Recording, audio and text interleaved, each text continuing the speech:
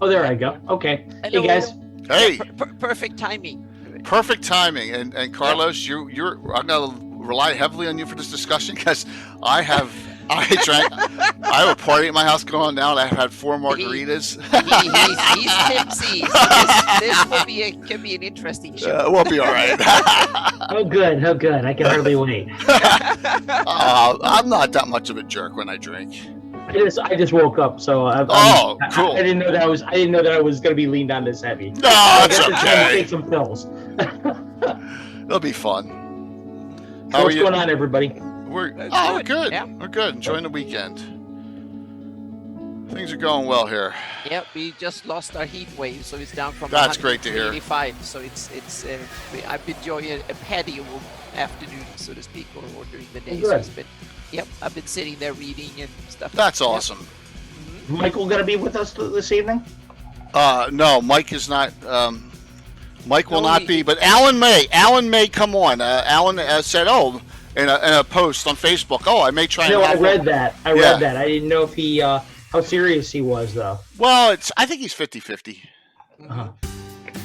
Hey, Justinius. Season. Yep. So I think he's 50-50. And whenever you get a chance, Carlos, we'll set up. When you want to hit your Githyankai game on Greyhawk Con Okay. down the road. We don't have to do that at this moment. Just it's going to be Dr. Faust. Good to see you. Pre-show. That's right. Absolutely. Finish up this wonderful week. Phantom, what's going on? I think your minis went out on Friday, man. I'm lucky if I remember. I'm lucky if I remember what day it is. Oh my God. Enoch, good to see you. Hey, Carlos, thank you, man. Let me tell you something. It's been It's been fun. It's been fun. If you guys saw Tim's game yesterday, that went really well in the morning. And he didn't kill anyone. Normally Tim abuses someone, but he didn't this time. So See that I'm here for 33 months. It's very fortuitous considering the subject matter at hand. yes. Tonight, 33. Yeah. There's a lot of numerology going on in one of these. That's awesome. Tonight. Well, we want to really. This is a deep dive, man. So we want to go in as deep as you want on these discussions. We did Baltron's Beacon and Ravager of Time last week, and we went really deep into them. So looking forward to these. And then we got Joe Block next week doing GDQ. So yeah, man, be a blast. Yes. Let me see where we are here.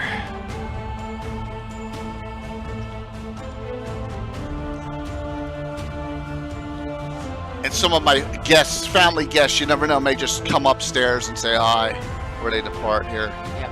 My more margaritas. Oh, no more. I can't drink anymore. No, I've had. I wonder if they'd be interested in hearing about Tharizdun. Probably not, because none of them are gamers, Okay. unfortunately. Yeah.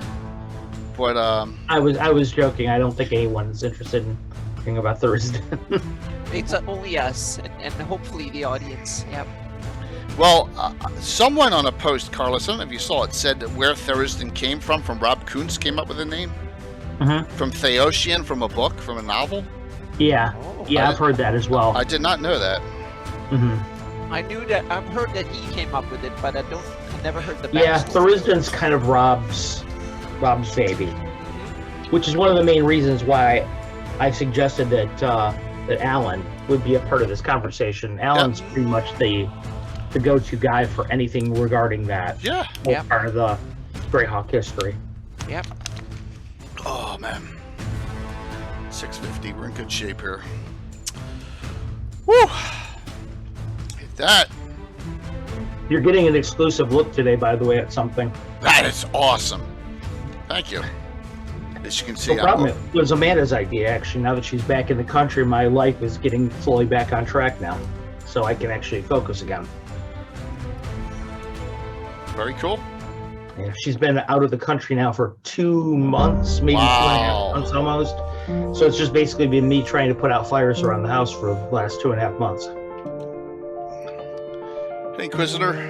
Isn't it amazing how much we rely on our spouses and we don't? Yeah, it's crazy, especially when with the small business that we have going on and things Yeah. like that. It's a lot of running around for me. So it's good. This was good.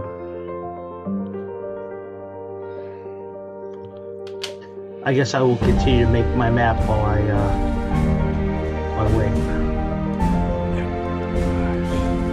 I'm just typing up live from all the people that we got here, and I see Discord. I'm hitting them up, because I'm annoying that way, right, Anna?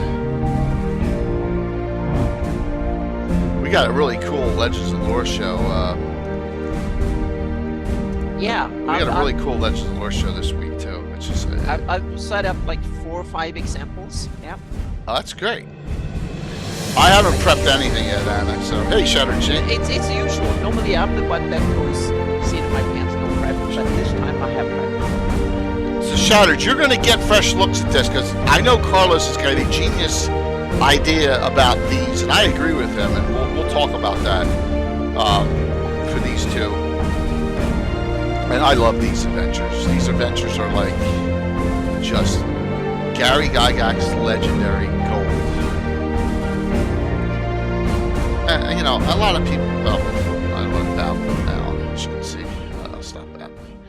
Get to the point where I'll cut short the Troller games when Chuck won't mind.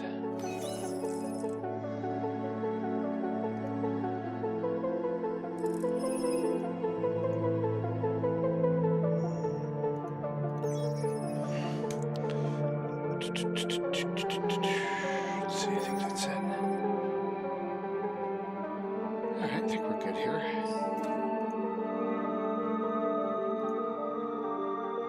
Keep that up. Alright. Sound is good. You guys can hear me on Twitch, correct? Everything looks good here. As always, 1,000 things. Checking. Did that. Posted that. Okay. Cool. Plus, we actually have a Tsojcanth reprint giveaway tonight, too. Awesome, fam. Thank you. Very, very cool. Oh, that's right.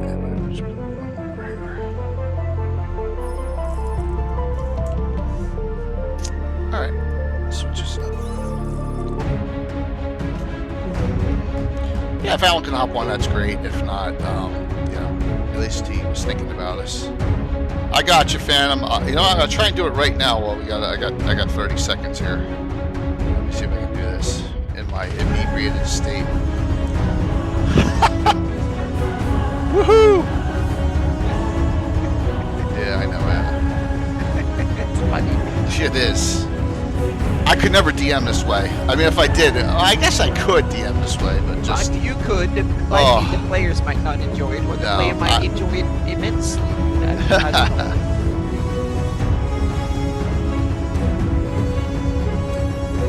Might be the worst long shot session you've ever had.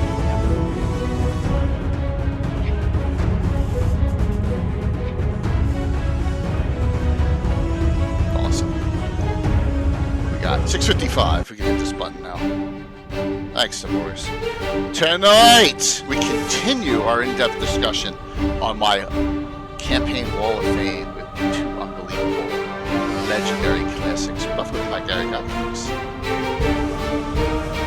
Very, very special guest, Carlos Lessing. We're going to discuss most character Tsojcanth Tharizdun. Keep on digging in, so we're getting there. We got probably, I don't know, a third of the way through after tonight, and after tonight next week. So, I'm wondering if I can Carl, I'm wondering if I can get Roger Moore back on for the Return to the Eden. That's what we're gonna make that attempt, Anna.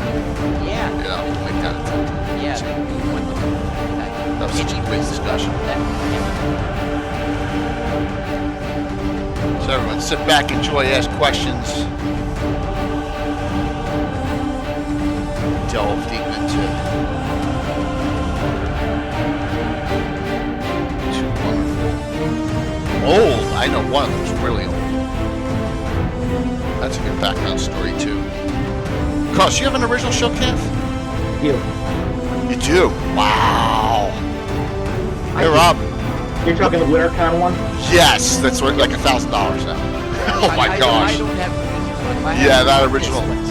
Yeah, no, there's an original Tsojcanth from that original convention. It's like worth $1,000. Yeah, I have got the it. regular one somewhere. Oh, I don't know, maybe 11 years ago, 12 years ago. That is Oh, wow. awesome. No, I think it only cost $700. Good evening, everyone. I'm going to forewarn you, as I did Anna, I've had too much to drink this afternoon. I'm just going to say that right now. I've had 4 margaritas. I'm okay, but I may get my eyes are like glazed over a little bit. But I'm drinking coffee now, so I apologize if I say something stupid tonight. But we're going to have fun tonight. And with thank you for coming on tonight as people are rolling in. We got a legend of the game on tonight, Carlos Lacing. Welcome, Carlos. It's great to see you. I'm excited. I'm so happy you came on tonight because this is your wheelhouse. Yep. It is. It is. You love these adventures, and that is a wonderful thing. So, and we got Anna Meyer as well, and Hello. current stupid count 0. That's good, Tsojcanth. Keep that rolling going, and just make sure that I don't go over 10 on the stupid factor here. There we go. So, Carlos, I want to ask you this first. First impressions ever of one of the or both of these adventures. When did that happen?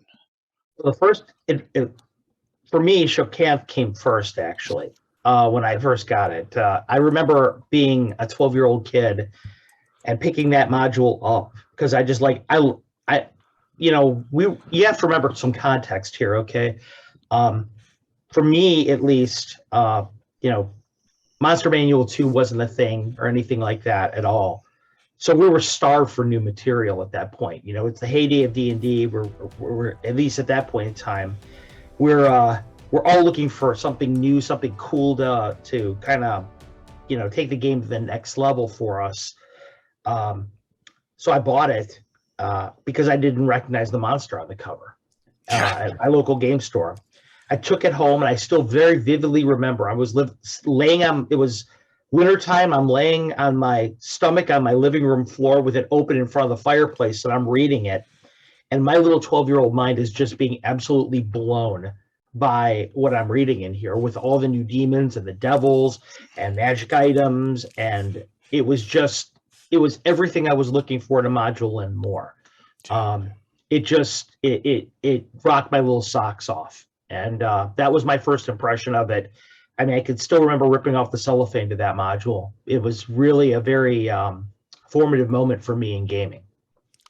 Great way to say it. I remember Walt and I going to a guy named Dave's house, and if you remember, going back to Dragon, there was a small company called Griffin Games, and they had the big case that you could put all the miniatures in, including dragons, and it was from Haddon Heights, New Jersey. You can still see it. I think there's one in Dragon 16 near the Jester article, and actually advertisement for it. We're going to his upstairs in his attic, and he would sell miniatures and stuff. And he had this very module I have in my hand here, this exact one. And I bought that. We got a couple dwarf figures, and we bought that day. And I was like, oh my gosh, this is so awesome. And that was how it had happened for me. I was like, and Carlos, what was different from other adventures? That was like, wow. Well, the inclusion of the appendix for me, of book 2 with your, as I said, your monsters and your magic items. I mean, it implied so much to me about the game that was not apparent before. Like, you're reading things with these massive backstories to these demons and devils that are wound into the world of Greyhawk that I had at that point in time, I had no idea existed. Yeah. So I'm sitting here reading, about Frazer Blue, and I'm like, oh my God, Frazer Blue is involved somehow in the Castle Greyhawk affair, in which everybody's being imprisoned in there, which was so mysterious at that point in time. Again, some context. It's easy now, 40 years later to look at these things and say, oh, and appraise them for how we view them now. But the truth was, back in the day when we were seeing this, a lot of this stuff, it was terra incognita. It was absolutely brand new. Yeah. So, yeah, that's what I really remember most, and what was so different about it was that all the new material and all the implications and tie-ins to the world of Greyhawk that we'd never seen before. So it was absolutely blew me away. What blows me away to this day, and I don't know if you ever did any research on this, Carlos, is this addendum in here in the back. Now, this is a reprint. You're getting the winner tonight of the giveaway is getting their choice of treasures, or the adventure begins, and this reprint of Tsojcanth. Okay, was once Monster Manual 2 came out and Unearthed Arcana came out. This is like a screening of both those, like, because you have these spells of Jur. It's identical to typeset. So I'm thinking that's why I mentioned when I first said that, when we got these things, Unearthed Arcana and Monster Manual 2 hadn't come out yet, because like you said, they were very much a preview, the shape of things to come.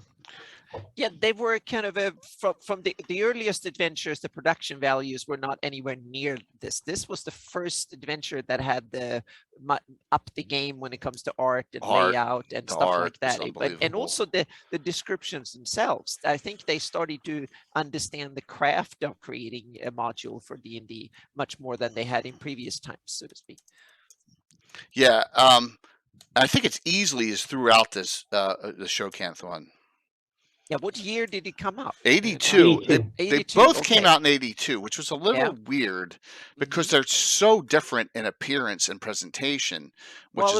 Yeah, but it might be that one was actually done a few years earlier, was sitting around. Oh yeah, that's so true. Well, something like that, and this one was done with the one generation more modern desktop publishing tools. But it's in reverse. Here's the irony of that, Anna. So Carlos, talk about what you know about the original history of Tsojcanth to the audience as people are rolling in here.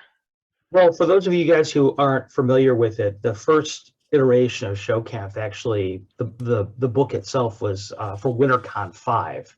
It was actually an adventure that was written for that. Which was what year? 79, yeah. Oh, 79. Hey, what's up, Vamp Wickman? But in any case, it came out then, and it was convention. It was a tournament module, which, if you look at your versions of Tsojcanth that most of you have, you're going to look at that module and you're going to say, I do not even know how you would play that in terms of a tournament or a convention module. And it's true. Well, actually, the original version is not, I wouldn't say it's all that incredibly different. I mean, it's very, very similar. So, I mean, it was not easy mode for WinterCon 5 when you were playing that module at the show. Yeah. No, but then again, when you go through some of these other ones, even the A series, they're long. Yeah, and they're all torn. And Tomoa-con and Ghost Tower of Inverness. I don't know how you get them done during a 4-hour con window. You really don't. I mean, this is probably a little bit slightly out of scope for what we're talking about. But when I'm writing convention modules and I'm doing tournament stuff, like when I write stuff for GrogCon, a lot of times they see the finished product and they think of how long they are. And it's true, they are long, but really that's kind of how they used to be back in the day. So that still informs. I don't know how other current designers do things. I can't really speak for them, but for myself, writing a tournament module, they are kind of long. They are, but that's great because that helps us to this day. And this back book area, this is when I was young, I'm like, there's monsters in here that aren't even in this adventure. Exactly. And I was like, what is going on here? And I was like, this is great. This is great information. All the demon princes, Chasmere in there and some other demons, but just really some unbelievable. The Darrow appear in here, right? I think there's Darrow in Tsojcanth in one spot. Margoyles are in there. Just Married, all sorts of stuff, and a lot of magic items too. Slippers of spider climbing first appear in this adventure. Just wonderful, wonderful. But here's, thank God they put the Addle in there so I could write my games in Monoland. Hey, Aaron Daddy, good to see you. So, at the same time in 1982, all of a sudden, someone decides let's switch over and put WG Series of Adventures in. So I'm assuming Tsojcanth came out right before Tharizdun, because I remember it that way. But this feels so much different to this in appearance and artwork. The artwork is nowhere near as good as Tsojcanth. Yeah. But this one comes out afterwards, but is now part of the first, and they start with WG4, which is weird as an effect too. So, Carlos, what are your thoughts on what was going on at that time in 1982? I think what you're seeing is you're seeing a bit of a sea change in the way things are happening. You're caught in between two worlds. Okay. You know, kind of a new wave of how they were going to do module releases, and you're looking kind of at the fracture plane between the continents there a little bit, and that's why they're so radically different. In my particular case, I think that it's perfect the way that it's done, though, because the vibe of WG4 is so different than anything that's ever been done before or since, really, outside of maybe a Call of Cthulhu game. That I think it's just perfect. The way it's so dissonant from the way the other modules were, that it's almost like when you pick it up and you looked at it in the store, you realized it was different than anything you'd ever seen before. And I think that that's very apt. So let's talk about this, and let's go to the map here. I think this will. Am I gonna? Oh, wrong button already. I don't want to do the 10. I did that the other yesterday.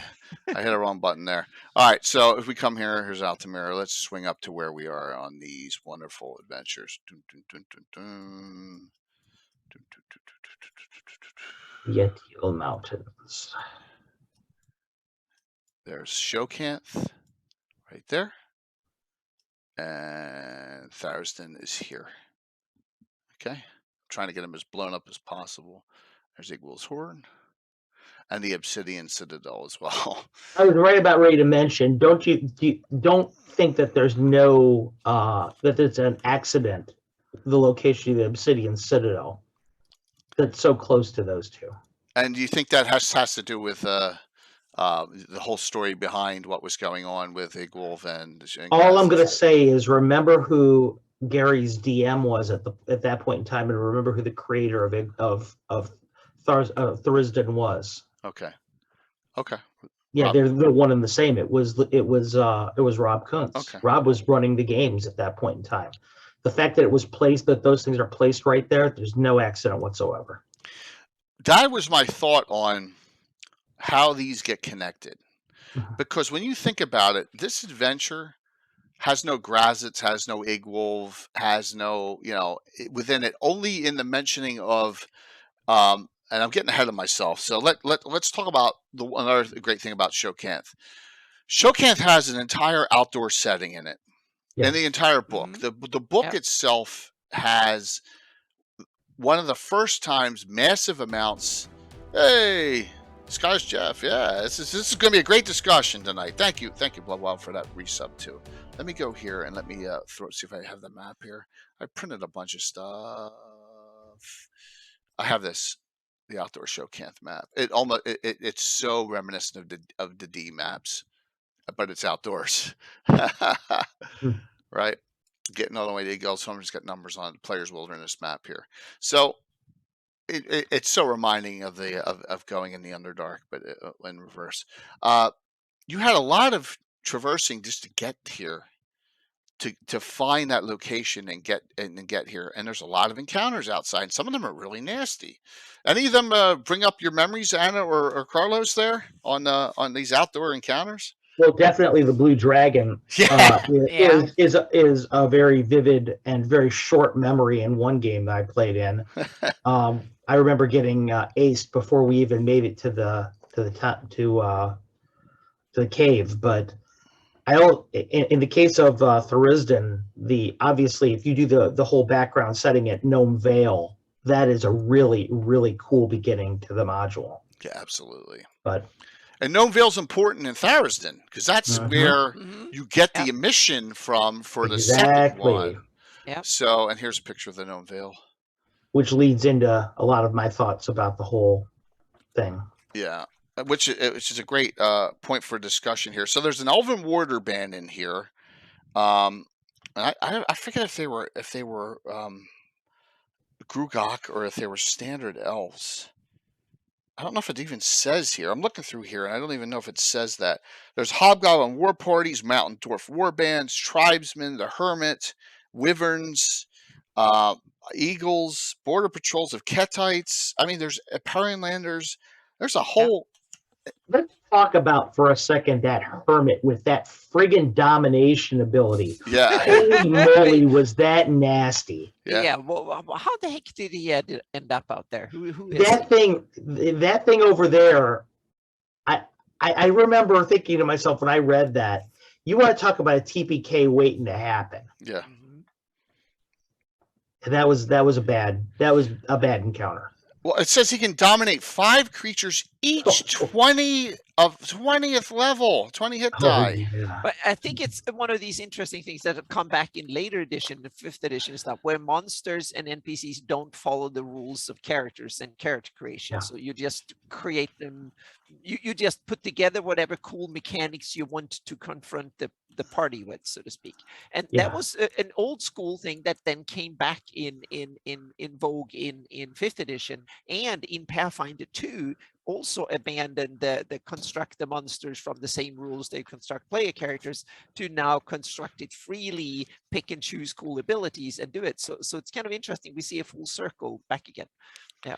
I would suggest, Anna, that on this map area here, somewhere here, I would name this blue dragon and put this lair here somewhere. That's a good idea, but I wasn't sure if we just treat them as random encounters, but that's true. It's there, so I put that. Yeah, maybe have Carlos come up with a name that he's used in these adventures. Exactly, Blue Carlos, dragon. give me come up with it. Send me a name After later. having been killed by him at least once, I can Okay, remember. well, all of these things have been killed once or twice, including Tharizdun. Yeah. PTSD kicked in right away. So you're basically wandering aimlessly through this area till you come across the Gnome Vale or the Hermit. The Hermit does, if you're successful, whatever, subduing him or resisting him, because it saves at -4. He has a parchment in there. It gives you a lot of talking about from a previous adventuring party, if I recall correctly, with a lot of hints on it, but the parchment's always stained in areas. So S1 kills characters, W4 pollutes. Yes, but we got a theory here, Gaetano, that I know it was Carlos's idea, and I love it. We'll talk about. So, and you just got a lot of large. It's not like it's small encounters; they're war parties in here, which gives you the feel of the Underdark when you came across Dwarven war parties or Croatoan patrols or whatever. So that was kind of neat early on. And that's like the first 10 pages of the adventure. Please note, G1 is 10 pages long. So the first 10 pages of Tsojcanth Plus is just as you're getting there. So before you even or to it. So White Plume Mountain, 8 pages long. Yeah. Mm-hmm. Yes, this is definitely a change that I guess Gary had this sitting in his pocket all the time because I got to get this one published. As my thought on it, I still cannot figure out why they published the addendum in it though. To Carlos, to this day, I'm thinking to myself because the Monster Manual 2 comes out the year after, if I'm correct, 83. Right. Yeah, I'm not sure, but it was awesome that it happened. Yeah, I think so too. It was, like I said, for myself, part of the whole reason why it is so memorable and so epic to me is being so starved for material at that point in time, new stuff, and having that addendum in there. The book too is just like it was manna from heaven, and it was so it blew me away so bad that it's just shocking. 82. So you had your first core of adventures come out 78, 79, 80, 81. And then I guess it kind of went quiet until this. And then with Tharizdun, you go the first WG World of Greyhawk series. Now I've been told different things about what WG 1, 2, and 3 were supposed to be.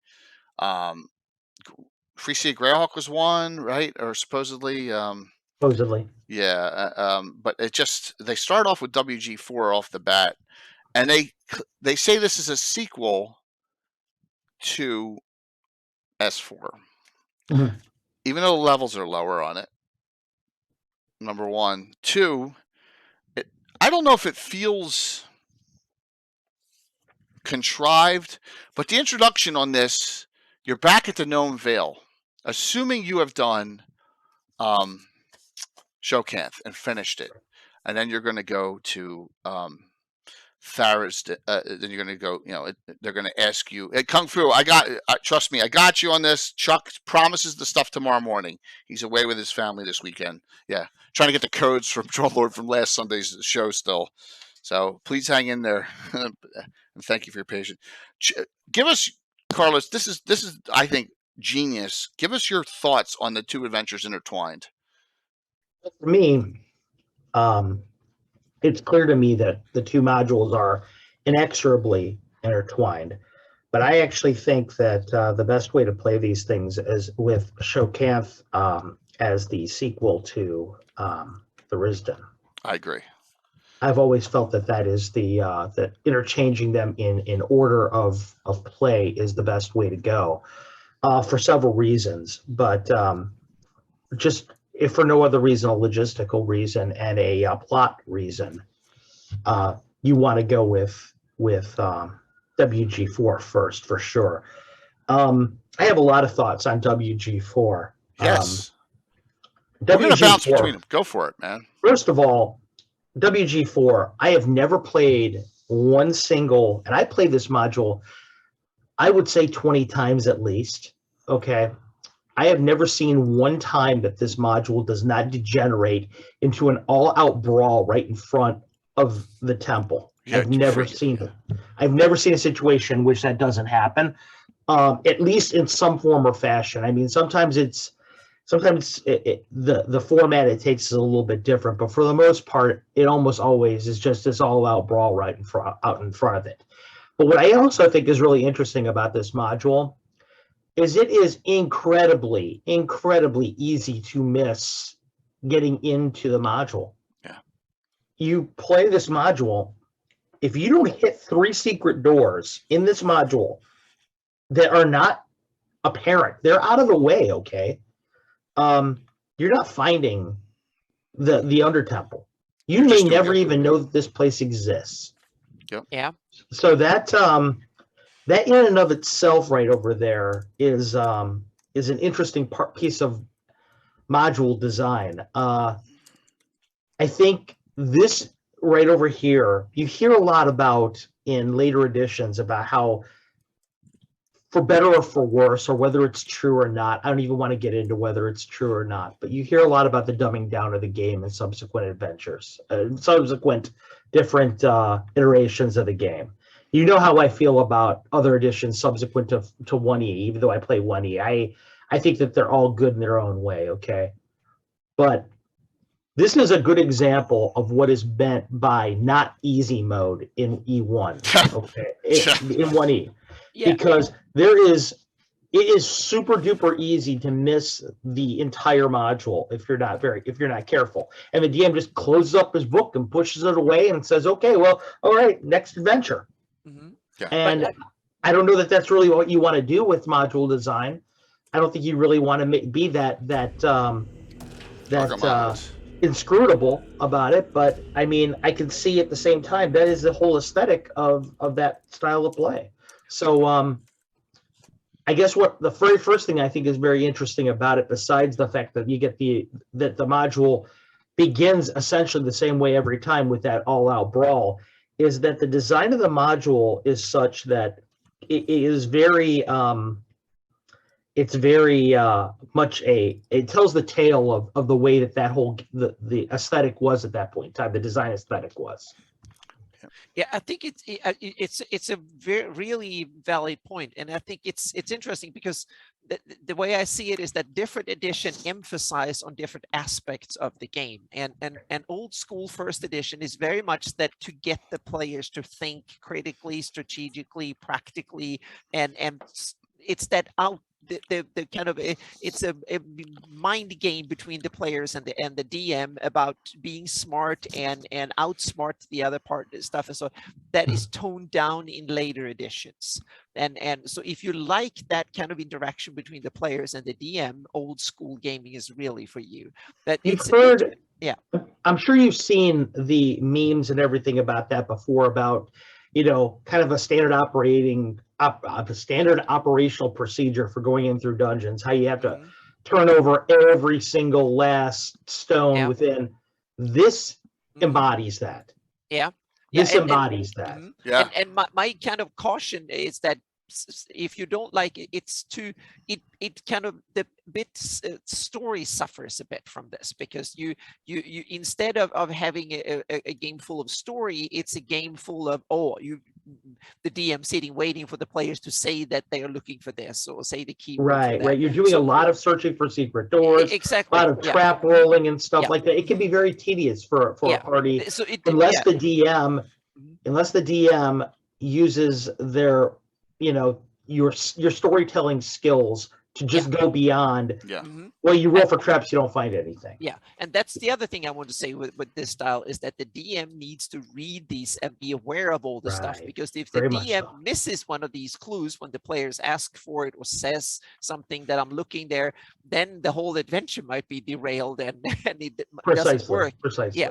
So it's a very rewarding but also a very demanding play style, and if you're inclined to like this, you're going to love these modules, that's for sure. Yeah. Also, something else interesting about this module that you're looking at right over here is a gigantic trap. It is a gigantic trap meant to destroy players from within, with sub traps in it. Oh no, I am talking about on a macro level. What I'm saying is, this is meant to destroy a character's entire who they are and what their ethos, everything, because permanently. It throws out this nice long fishing line there and reels you in slowly to the point where your characters are going to end up being corrupted from within indelibly. Yeah. You go in there, you are not coming. And if you get to the bottom of this and you come out and you've got any kind of, unless you've got a pretty strong resistance to following the bait, you're never going to be the same as far as being your characters are. Yep. Yeah, no, you're absolutely right. Let me show you all something. Absolutely. This is my adventure log. Now remember, this Thursday, I'm on number 960. Number 9, Lost Caverns of Tsojcanth, when it first came out. And there's my legendary, written by me, There Are Many Unpleasant Ways to Die, number 8. Citadel by the Sea, the first time. Bone Hill, Assassin's Knot, G1. Barnacus City in Pearl, if any of you remember that one. That's from a Dragon magazine. So yeah, there's some Return to Alan. Alan's castle had already sunk by then, so that's. But then I reran it along with Tharizdun a little later, and that is here. And there, look, Temple of Elemental Evil, and we got Tsojcanth 42, Tharizdun 45. All right, so there you go. We're talking about in the first 50 adventures. Yeah. That is how long ago I read. That just shows you. And look, you got some other legends on here. Ravenloft 2 is on here. I think Ravenloft's on here. Egg of the Phoenix. There's some really unbelievable Destiny of Kings. That's an adventure that you may have heard of. Kistanimir is on here. You know, there's a lot of things on this during this era. So it is really, really Hamlet, Baltron's Beacon, so Ravager of Time. They're all on here. And this is like the glory golden era of. You know, I'm like, this is like probably 60-40 I'm running published, Carlos, and or doing my own. Whereas now, you know, whatever it is, you run your own probably, what, 99%? Yeah, 99%. Although according to Antiquitas, it looks like I've got a volunteer to run through Tharizdun here pretty soon. Oh, that's awesome. I'm excited to hear that. Oh, yeah, definitely. This adventure, though, seriously. Hey, Godfather. Going back a little bit further, we were talking about this in the before we went online earlier. Tharizdun was Rob Kuntz's baby. That was his creation, and he was very interested in the Elder Gods, Cthulhu kind of mythos. And this is very much the analogy in Greyhawk to that whole kind of thing. So if you really like the whole idea of death beyond horrific and absolute eternal insanity, this is where you want to start and end. It's as bad as it gets as far as that goes. Yep. He of Eternal Darkness, Tharizdun.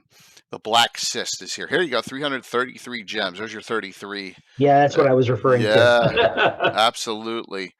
So Carlos' suggestion, and I would suggest this as well.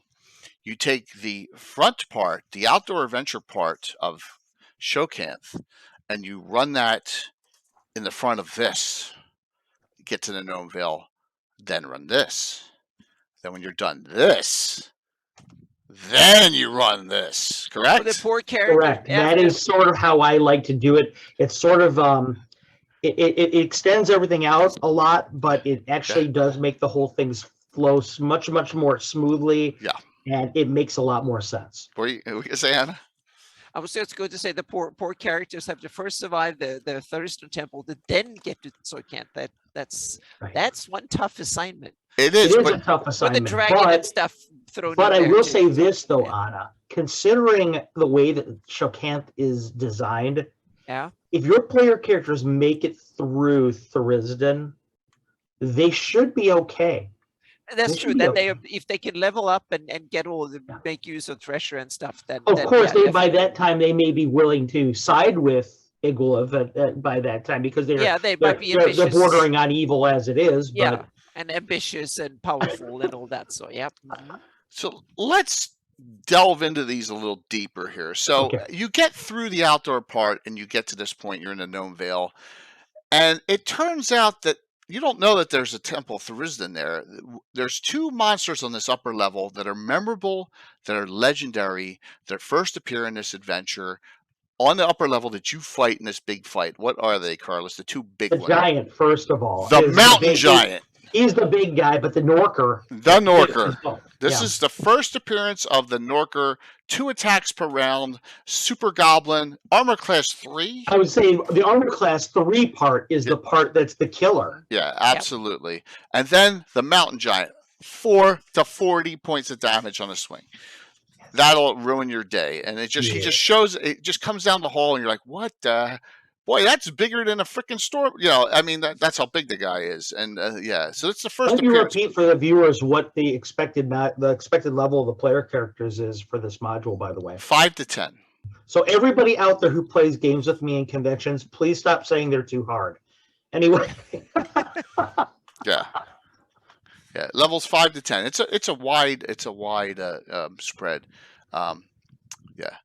You got 6th, 7th level characters up against that bad boy. You could be in bad shape. So notice in this it refers to the Lost Cavern, and we're going to do this in the Carlos order. So we're going to talk about Tharizdun first. Then we're going to go back because the penultimate ending of Tsojcanth is one of the most memorable scenes of all time.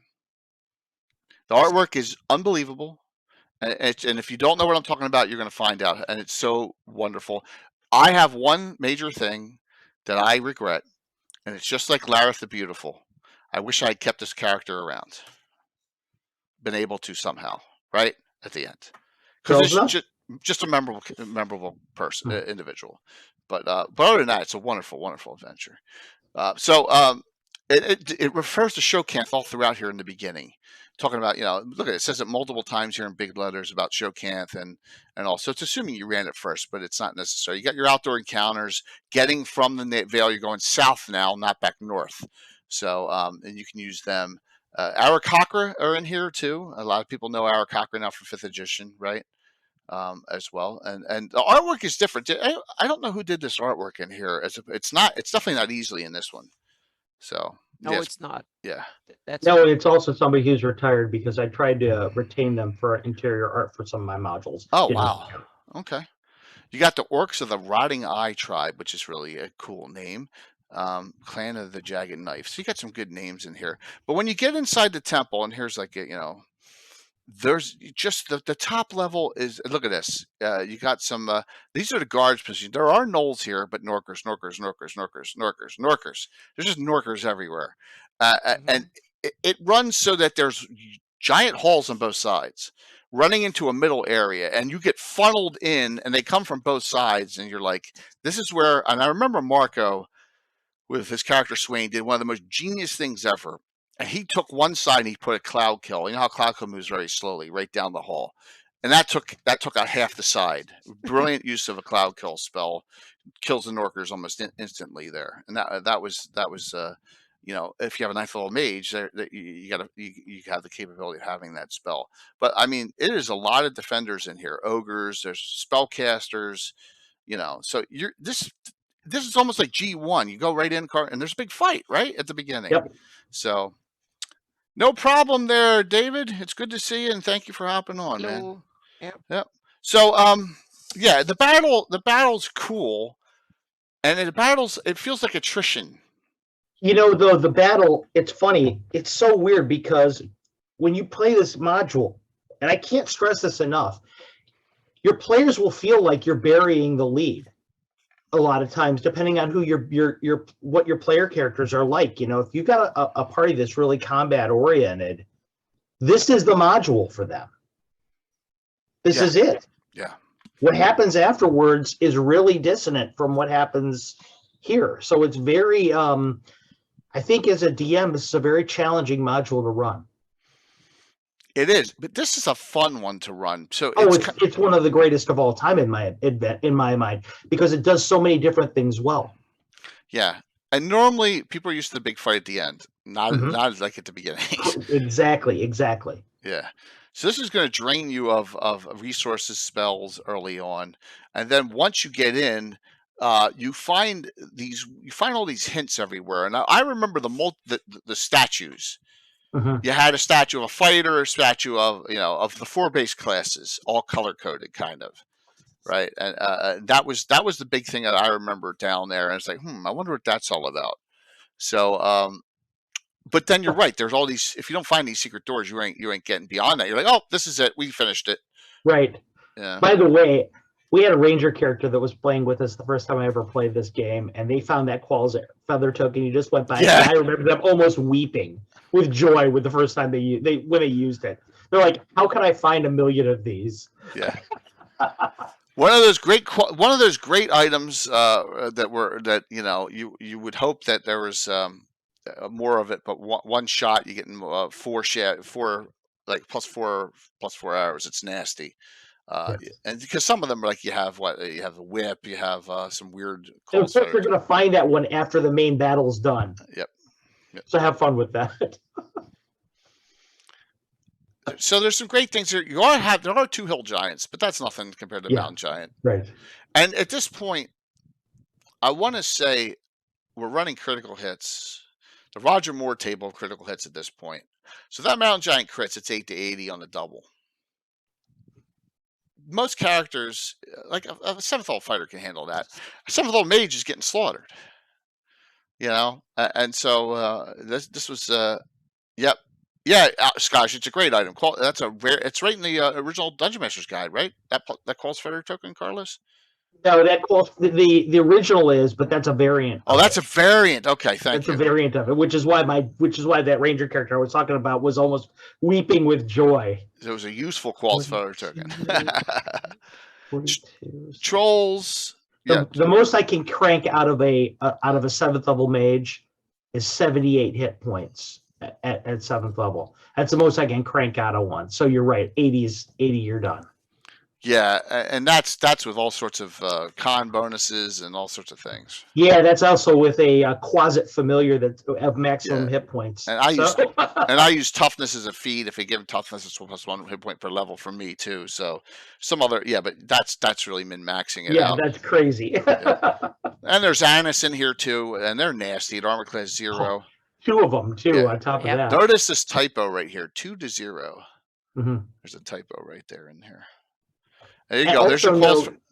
Well, There no, it go is. ahead. Go ahead. There's your I was quals. going to say that is actually misleading because if you were to look at the Monster Manual 2 version of it, that's actually ignoring one of their primary attacks that is really nasty. So that's another story.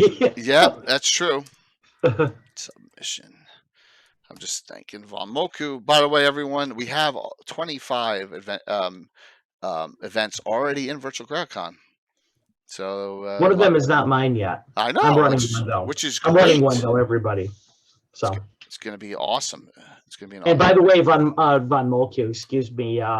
Hello. They're one of my former players in the last one is here. So you need to join again. Oh You're yeah, gonna love it. Githyankai. Yeah, I'm doing a sequel to the Githyanki one. That is all. Cool. That's going to be Yep. fantastic. Hey, Amy, good to see you too. Yep. So Hello, here's your indeed. Mountain Giant. It's 78 hit points. How you got to pump that up? That's too low. You should have more than that. Hurl rocks up to 200. You know, that's the one thing. They're the same as Mountain. They're same as Soon, Tsojcanth Jeff. throwing. Soon. So there'll be a lot of great things coming in the. I know. Dire Wolves, Ogres. This is the all upper levels, just fighting your way through the slog of things until you get down to the lower level. And then there's a Thessala Hydra, if I recall correctly, that picture there. Sanctum. But then once you're through, it has a freaking has the lower level of G3/D1 feel to it, where there's just shit everywhere, right? And you just got to hack your way through it all. That's kind of what I got the feeling of a little bit as far as, man, more him. This is a Ranger's delight here for melee damage with all the pluses they get, which is really neat. Thanks, Amy. So you got still more Norkers. I mean, this has got to be the biggest adventure of Norkers in existence. And there's a picture of a Norker. Purple Dome Chamber. You have a lot of the Tharizdun Cthulhu feel to it. Elder Elemental God almost feel to it a little bit with a modeled look and all. Here's your Norker Witch Doctor with spells. So you do have a spellcaster. Well, an early appearance of taking a humanoid and creating a spellcaster out of them. A lot of people just to this day they just don't really. Hey, go ahead and do it. You know, absolutely. And then you get carte blanche to do that in the Dungeon Master's Guide itself. That NPCs do not have to adhere to the same rules that PCs do. So. Yep, absolutely, 100% agree on that. So, all right, you find the way down the all black basalt dungeon, and what are your memories on this part here, Carlos? Well, the very first thing I want to say about this, that as you go down here, one thing I want everybody to notice, Jake was mentioning that there's all types of stuff everywhere. My biggest criticism of both this and the module to follow it. And it never bothered me when I was younger, and it may not bother any of you, but now that I design modules myself and things like that, the dungeon ecology in this place is awful. This is one of the worst dungeon. These two modules have it's my really only criticism of these modules is the dungeon ecology is terrible. I want to know what these dudes are eating down here. I want to know how they end up getting fresh water down here. I want to know where ventilation exists, stuff like that. This is horrible. Okay, yeah, but it's kind also, of design goes. Yeah, I'm but done now. Yeah, but Okay. I totally agree with you, Carlos. But this is also, I think, one of the common traits of really early D&D. It truly is. Yeah, and that's why I said that. There's Luke. Oh, hey, Luke, what's going on, man? Hello. This is why I said that if it may not bother anybody here because it bothers a lot me of people don't care about that kind of stuff. Yeah, and certainly in this day and age when this was made, that was not the main concern. The main concern was the rule of cool. Do as much cool stuff as you want to in a module, and this place has that space. Don't get me wrong. Exactly, it's the mechanics. You want to challenge the characters and the players in every mechanical way possible. That's why you have puzzles, various monsters, and stuff like that. So, Chef, that's exactly what my wife and I were talking about this module. When I mentioned dungeon ecology, that was the exact analogy she came up with. Yeah. So I think because you looked at the game mechanics were much more central to the game than they are in later editions. So later editions more about role play, social interaction, story, and so on and so forth. These really early versions of D&D and AD&D is way more about game mechanics and thinking and stuff like that. By the way, happening to see Luke appear over there on a sidebar reminds me that if anybody ever has a problem with how cool Tsojcanth is, just ask Luke about it. It's his favorite as well. Hey, what's going on there? Good to see you, Gary. Yep. So we got Gary and Luke on. Thank you. And so we're going through this real quick for everyone. We're going through the Wall of Fame that I have downstairs in my basement. 24 adventures that just were so vital to the development of my campaign, and we're doing Tsojcanth and Tharizdun tonight. And next week we're doing the GDQ series with Joe Block. Last week we did Baltron Speaking and Ravager of Time. So we're getting through these just to discuss them and go over and reminisce a bit. We did Temple of Elemental Evil and Hamlet a couple of weeks ago. So yep, Tharizdun. We're talking about Tharizdun and then Tsojcanth. And Luke, one of the things Carlos suggests, and Gary, I want your thoughts on this too. Carlos suggests run Tharizdun first with the outdoor part of Tsojcanth to the Gnome Vale, then run Tharizdun, then run Tsojcanth. I like that idea. It works better for levels. It also works better for the end story, making the more penultimate, the final encounter, which we'll get to discussing, and how to get through all the wards and stuff in Tsojcanth. I think it's a genius way of doing it. Absolutely. So very neat. Both of these. Does anyone out there, Gary, Luke, anyone know what WG1, WG2, and WG3 were supposed to be as well, specifically? I know that I know Alan Growy may have, and hopefully Alan will be able to hop on at some point too. But that's a good discussion point too as well, because they come out with WG4 right off the bat. It's slipping my mind right now. For some reason, my mind keeps going back to WG7, which was supposed to be Shadowlands original. Right. Which ended up to be Castle Greyhawk, right? They never ended up using that. Oh, which one's the silly Castle I know. Greyhawk? They did use it. I'm just saying. I get that module's existence. Yachtl Mountain Classics. They didn't use it. They abused it. Yeah. Yes, they did. They certainly did. So here we are in this area here, and you can see. Oh, yes, you were asking me my feelings about going down into there. I just remember you're getting down to the part right now where when I uttered the words to a player character, give yourself a point of intelligence, I remember how the room got absolutely dead silent, because getting a permanent primary statistic bonus was unthinkable at that point in time in the game. Everybody just looked at each other like, did he really just say that? Yep. Right. That was shocking to everybody back then. Yeah. So that is before you even get down into the cyst. So, right. You see, Luke is actually doing it very similar to what I'm suggesting. Yeah, definitely. Luke is doing almost exactly what I'm saying. Yeah. Rob, I don't think T1 was originally supposed to be WG1. Here we go. Gary's got it. You're right, Rob. You were right. T1 was WG2 was originally the Temple. WG3 was supposed to be Tsojcanth. All right, there you go. That makes sense. Okay. That makes sense. I did not know that. So. Anna's going to add in the Blue Dragon random encounter somewhere. I guess I'm naming him, so I'll give it to please, Carlos. That would be awesome. Please do that. Name it, and I'll place it, and we can. Okay, I'll do that for you. Yeah, that would be really fantastic. But yes, I remember that once you get into this level, you're starting this next level that you're getting into. You're going to start breaking some. You're going to start killing some sacred cows to make some really tasty hamburgers. Yeah, absolutely. Because as far as game mechanics goes, and it's really going to start blowing some players' minds. This is also where you start getting the really cool stuff in this module, and you better be ready, because there's some really bad encounters about ready to happen. Yeah, you got a shadow demon running around in here, and they're always nasty. Which aced about 3 guys on my group the first time we came through there. Yeah, because they're almost impossible to detect. You got to know, you got to know about them, and and then I think they're immune to all spells. They're immune to spells for the most part.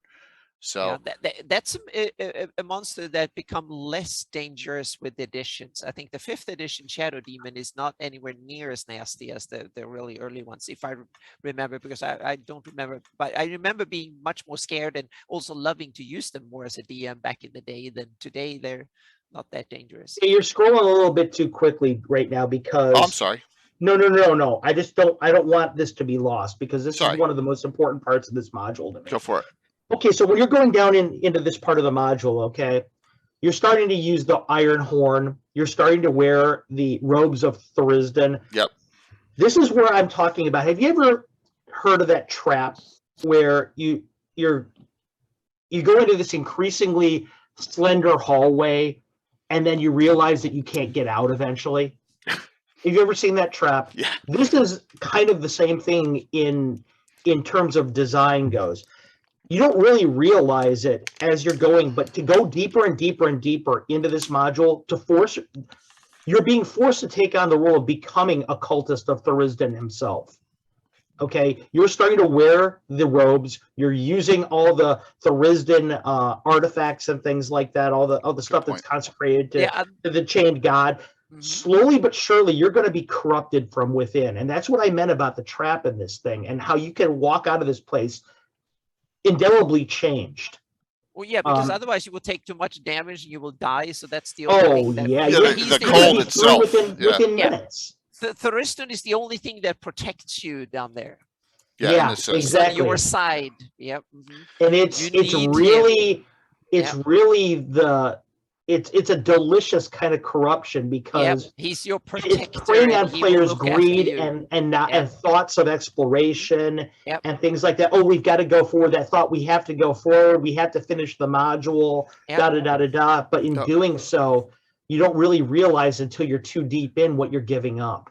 Yeah, that's awesome to me. I love that. So from my perspective, that is the genius of this module. I don't like that the emphasis on mechanics and not much story and not much logic to the design, but the basic premise of the module is fantastic. You'll notice over there in the sidebar, Luke is talking about Melf never wavered. Melf, actually, as I recall, Luke, did not Melf kind of make his claim to fame in Tsojcanth and in this module? I think that's where the legend was kind of born, wasn't it? You'll have to tell me about that on the sidebar. But I thought that's really kind of where the main things were happening with your character there. But in any case, and there's another thing right over there is that the imagery that Tim just mentioned over there, the whole off-putting imagery and everything in there, you're talking about a place that is ineffably evil. It's very disturbing, and that just kind of feeds back into Rob's whole aesthetic with the Cthulhu-esque kind of vibe of the module. So I think this is just really the whole vibe of this module and the environment, the atmosphere is possibly one of my favorite Greyhawk things about Greyhawk modules ever. Gary did just such a masterful job when he created this in creating an atmosphere that was alien and horrific. And I just love that. And you're surprised because the upper level is it's a fight against human. It's just a massive. So that's what I said at the beginning. Yeah. It's so dissonant. Yeah, that's just a monster hideout. Nothing. It's a bug hunt. Special. Yeah. Mm-hmm. It gets scary. It gets scary. Yeah, it really does. Yeah, but I must say that the Tharizdun module makes a lot more sense design-wise than Tsojcanth. Tsojcanth is full of stuff that is only there for mechanics and Tsojcanth is a fun house. But we'll get to that. We'll get to that. It's a guardian. It's a guardian of a tomb, in my opinion. It's set. But this one has this one. I have less criticism of this one, and because this one, fleshed out a little bit more, and I think it could really be cool, even in my kind of sandbox, very story driven play style. I don't need to do many changes to this one in order to make it, I think, suit my needs too, that are very different. So BB suits really well. BB, you may not have been on when I said this, but the beginning of Tsojcanth is the outdoor. This is like the first time with an outdoor trip to somewhere. The outdoor part of this technically is 12 pages on Tsojcanth. Yeah. G1 and White Plume were both 8, 9, 10 pages max. So the actual trip outdoors is larger than those adventures. So just note that, in Tsojcanth, and that kind of was like a change almost. Now Leonard, and we'll get to Bone Hill at one point. Tsojcanth. You got to remember, Luke, I have the worst South Jersey accent in the world. In fact, so you say Tsojcanth, not Tsojcanth. Okay, Tsojcanth. I did not know that. Tsojcanth. Okay. Thank you so very much. And that's why we have this. When I say the word turtle, I'm going to end up showing turtle. So there you go. Well, I knew that, but I've been playing this since '82, and that's how we pronounced it when we bought it. Yeah. I can't go any other way. But that's it's Tsojcanth to me now. Yeah, and that was. My apologies, Luke, but that's how it is for me. Well, we had on Wednesday night, we had Rick Dewey-Carthon Miller on, and he says fly nice, and I was like, oh my gosh, I It's the same thing. It's the same thing for Dro for me. I know cognitively everybody it's with the long O-W like cow, but it's Dro for me. But the great thing is, love you, buddy. Yep. Yeah, Mm-hmm. It's a wonderful, wonderful world. Oh. Who was it ever revealed what was Tsojcanth in the original campaign? We'll get to that. We'll get to it. Hold that question, Gary, as we get through here on Tharizdun. That's a great question. Dro, your boat. Here's where it got scary, and I'm going to tell you a little quick story here with Marco's character Swain, who's the butt of the shit, of always the worst things ever happened to him, except in this adventure. So here is the spot where, if you figured out the corresponding trees with like the fruits on them down here of the different colors, so you have purple, blue, red, green, and black. If you had figured out that whatever class you are, subclass, if you pull from the right tree, and then you eat, you take this, and you make it's not a percentile save, right? Not a resurrection. Your what's that called? Not the raised dead save. The initial System shock. Yes, system shock. Thank you. Listen to me. The system shock save, you'll get a point added to your main stat. If you fail, you're turned in disintegrated, and you're done. You're done permanently. That is tough. Yep. Okay. So he comes down here. His character's got 10 con. His character's a fighter, cleric, mage. He pulls the red one, which is thief, which is failed. Okay. So he's still got to make his con roll first time, just to not even disintegrate, and he makes it with 10 con. It says in here, if you pull a second one, you have to make an inverse con save in reverse. So if you have like a 90%, now it's 10. So he had a low con, so it was almost 50-50 or whatever. But he made the second one. I think he pulled a purple the second time, and then he made it. So he survived 2 of those pulls right there, which is pretty neat. That he did it, and I think he got a point of a Constitution from the purple pull there. Yeah, here's it all talking about it. So a third attempt will take away 4 points. A fourth will instantly slate a full trying it. So yeah, there it is right there, and it tells you what happens here. So crazy stuff. Yep, forever gone. Forever gone. Black ash in the blaze of cold colors, fire forever gone. If you fail that system shock roll at any point. That's scary. Yeah, it's pretty nasty. It's pretty final. Yep. And that's, but then again, we're talking about the 1E aesthetic where, there were ways to easily find yourself dead forever. I mean, it's kind of like, well, here you go. Roll up new character. Tough luck. Yeah. Yeah. And it's neither good nor bad. That's how it was. Yep. But there ain't no reason why you can't convert this to 5th edition or whatever edition. Absolutely not. No, if you don't like that kind of outcome, by all means change it. If you're a DM. So Scottish Jeff, the difference between this adventure and Tomb of Horrors. Tomb of Horrors is meant to kill you, right? This is meant as this is the endowment of evil of Tharizdun, and you are breaking into here basically and taking advantage of Tharizdun's power to use for yourself. A little bit of different of a thought. I think Tomb of Horrors is just meant to just be a slaughter fest. Yeah, the one is meant to kill the body, the other is meant to kill the soul. Yep. Great That's point. a good- Great point. Yep. Mm-hmm. Yep.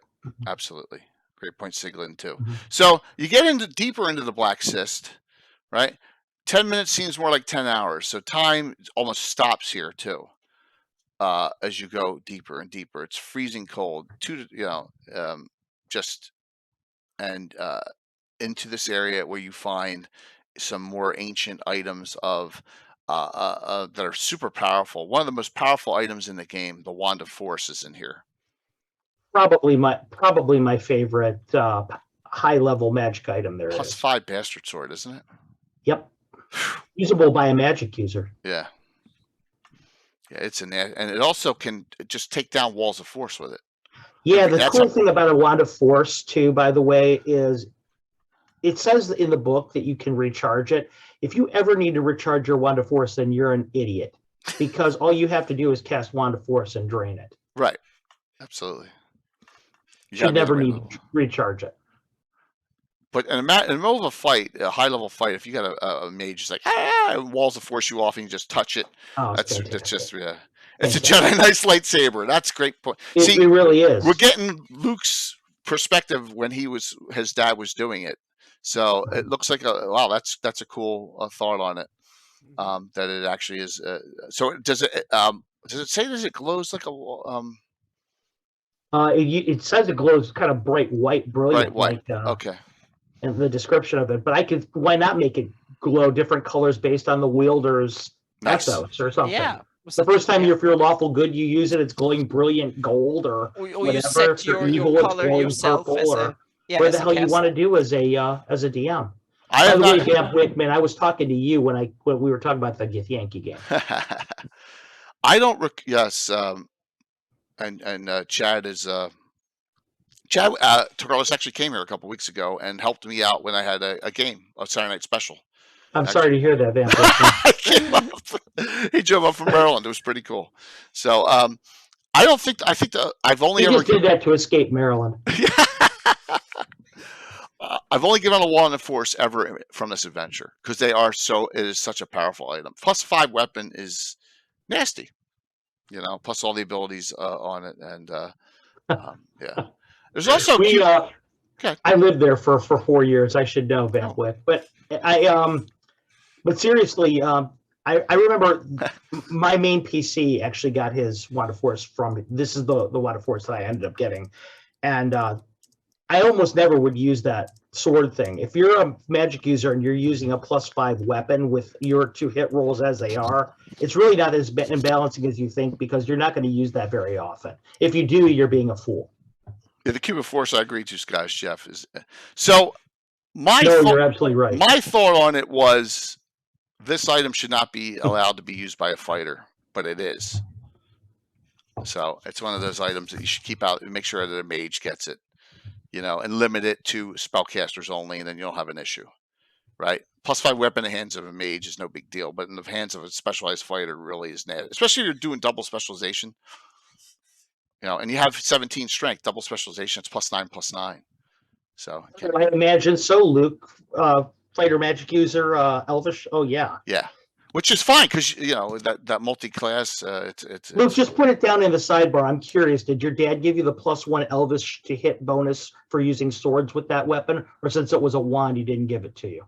I'm just curious. They didn't get it for bastard swords. It's long sword and short sword only. It's not a bastard sword. It acts as a bastard sword. Oh, that's a good one. That's why I'm curious. That's a great question too. Just curious. Anyway, but going back to this thing. This is the big trap. You get down here, you see all this stuff, you see all these great, all these valuables. The first thing that your characters are going to want to do, half of you are going to want to destroy these gems. Half of you guys are going to want to pursue the other ones. Whichever you're doing, you're through. No bonus. There you go. Yeah, agreed. Yeah, it was a want. go. Yeah. Okay, just curious. I could make an argument for that. But anyway, looking at the way that this is all set up, your characters are already corrupted. Whether no matter which course of action you take, you're kind of. I wouldn't be surprised if you got up to the top and your clerics couldn't cast spells anymore. I'm going to ask you why they can't hold their ethos. Do you think just because? I want to say, well, here's the thing. Because first of all, I know how player characters are. Okay. It's not that they can't hold their ethos right away. Okay. It's just everything that they've gone through down here. It's the chain of events that are soon to follow for sure.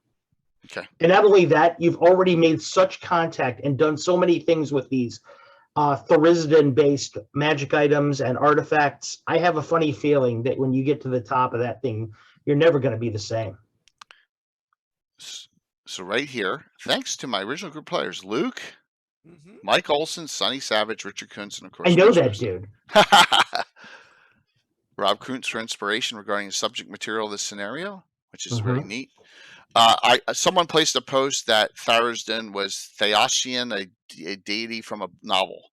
That's what was said. And I'm sorry, I don't remember the specifics of what novel it was, but that's where he kind of got the idea from, which is neat. So, but this is the first, if we do this in reverse, and it sounds like Luke was in agreement, we do this one first.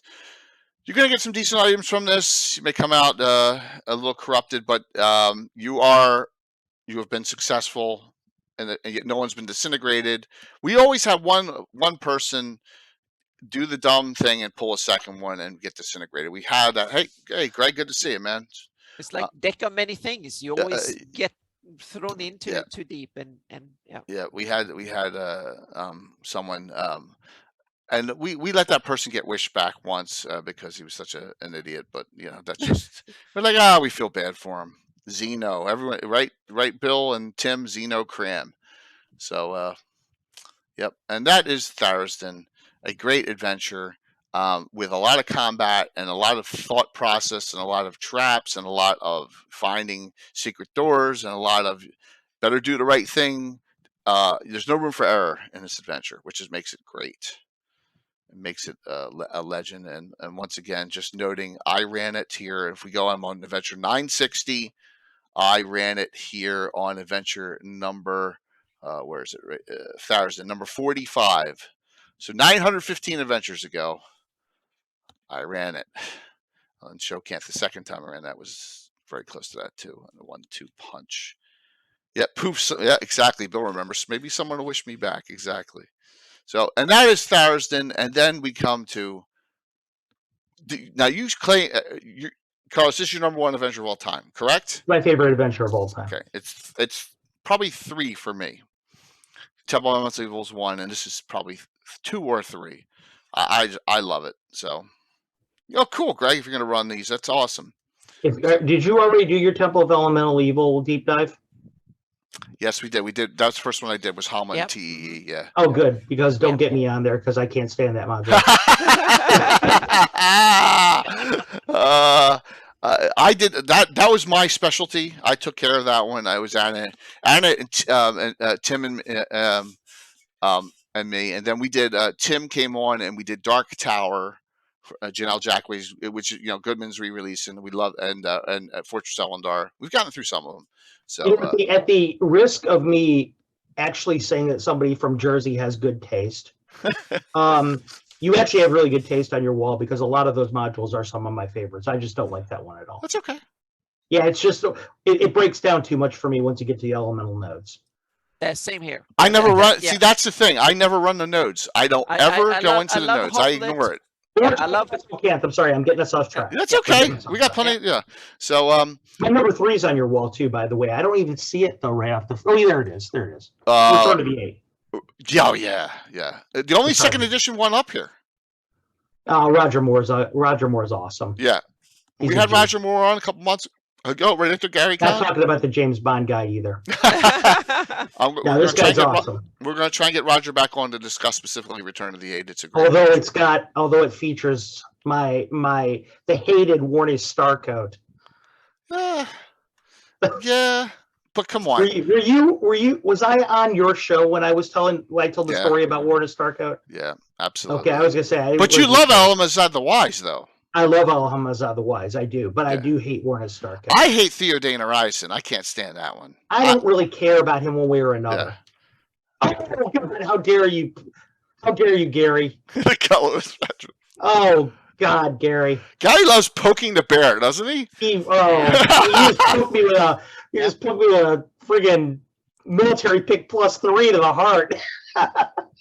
So everyone, and I'll say this again: if I'm acting a little off, there's still here some guests. 4 margaritas today, so I'm coming on. I had a bunch of coffee. I'm starting to come down a little bit. So that's good. Good. Just know we're in good shape. Well, let's go to Tsojcanth then. Tsojcanth. Or Tsojcanth. Yes, we already did the outdoor part of Tsojcanth, and the great thing about Tsojcanth, it ties into some ancient lore with. And I'm not going to go there with the Tasha bullshit stuff.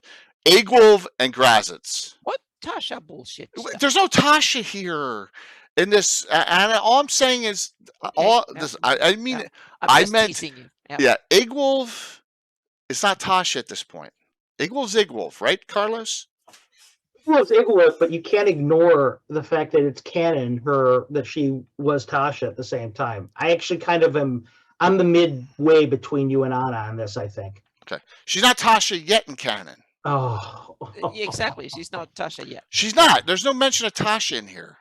Gary's going to make me cry over here on the sideboard if you guys don't. I think you need to give Gary's just doing that just to have fun. Yeah. I mean, that's the great thing about these discussions.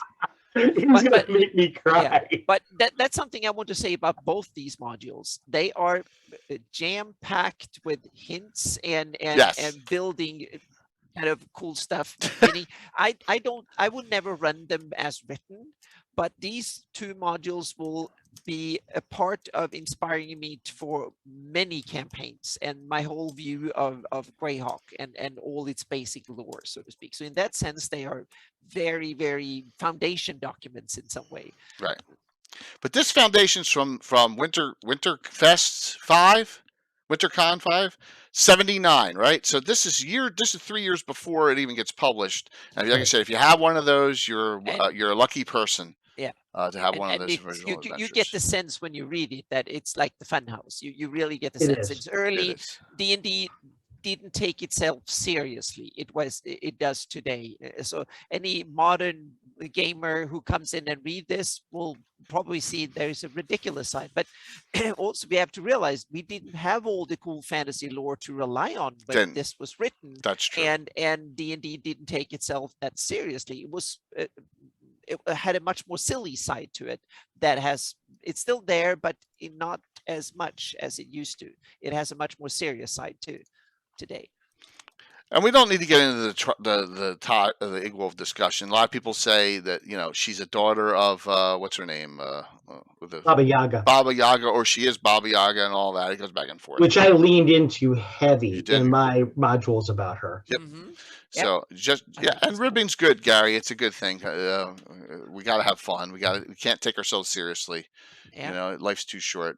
So there's a great background story here, which is really fantastic, about she accidentally freed him. So she was stricken from the contest of powers and strength but forever lost. It doesn't really say when we have conception of Ayus here, but that happens at some point, right? Which is kind of neat. But there's some unbelievably I always use the word wondrous because I just saw it. Unbelievably wonderful magic items, artifact level magic items in here too, that are just fantastic. And I know one makes the Prison of Zagging makes a reappearance in Expeditions. Right, but I don't remember. I think Daoud's is only here. Did I say I'm saying that wrong too? How do you say Daoud's? Anyone? Daoud to me. Daoud to you? Okay. Daoud. Okay. Yeah. So, how I would say and it, here yeah. it says that eagle was long dead and gone, cannot be doubted. Well, that's not true, according to right. Because she shows up, she's returned to the 8 and all. But at this point in the lore, that is stated here, and knowing that this is her realms. That's a cool thing about Greyhawk lore too. Is that wow, this witch queen ruled this whole area. Pre starting of the publication, the glossography in 1980. You get some, so you have her, you have Vecna, you have Azalin, you have Esarak, you have all these really nasty individuals running everything back in the days, and that's just a wonderful thought. Which makes it even better. Though, just this page here that you're looking at, just that paragraph up there, informs so much for you if you're running a game set in Perrinland. I'll give you an example. Please. I run a convention, kind of a recurring campaign at conventions that Justinius is a part of, which is called the Wolves of St. Cuthbert. It's all set in Perrinland. And everything in that game is sort of touched by that piece of history in those two paragraphs. You have to remember, okay, we think of this as ancient history, but if you look at the timeline of Greyhawk, that did not happen all that long ago. That happened in the lives of demi-humans, okay? Of a single demi-human. They remember Igwilv's reign over Perrinland. So just those two paragraphs, if you're running a Greyhawk campaign, if you play in Perrinland, this is meat and drink to you. This is something you always have to keep in mind because it influences the entire region.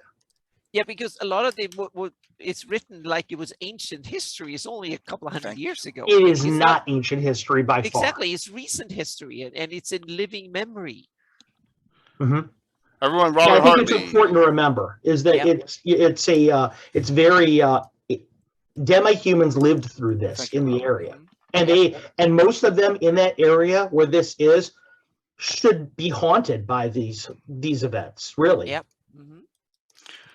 So, Raiders from Robert Hartley, welcome. We're talking our Wall of Fame Legends adventures. We're working on 2 from Gary Gygax.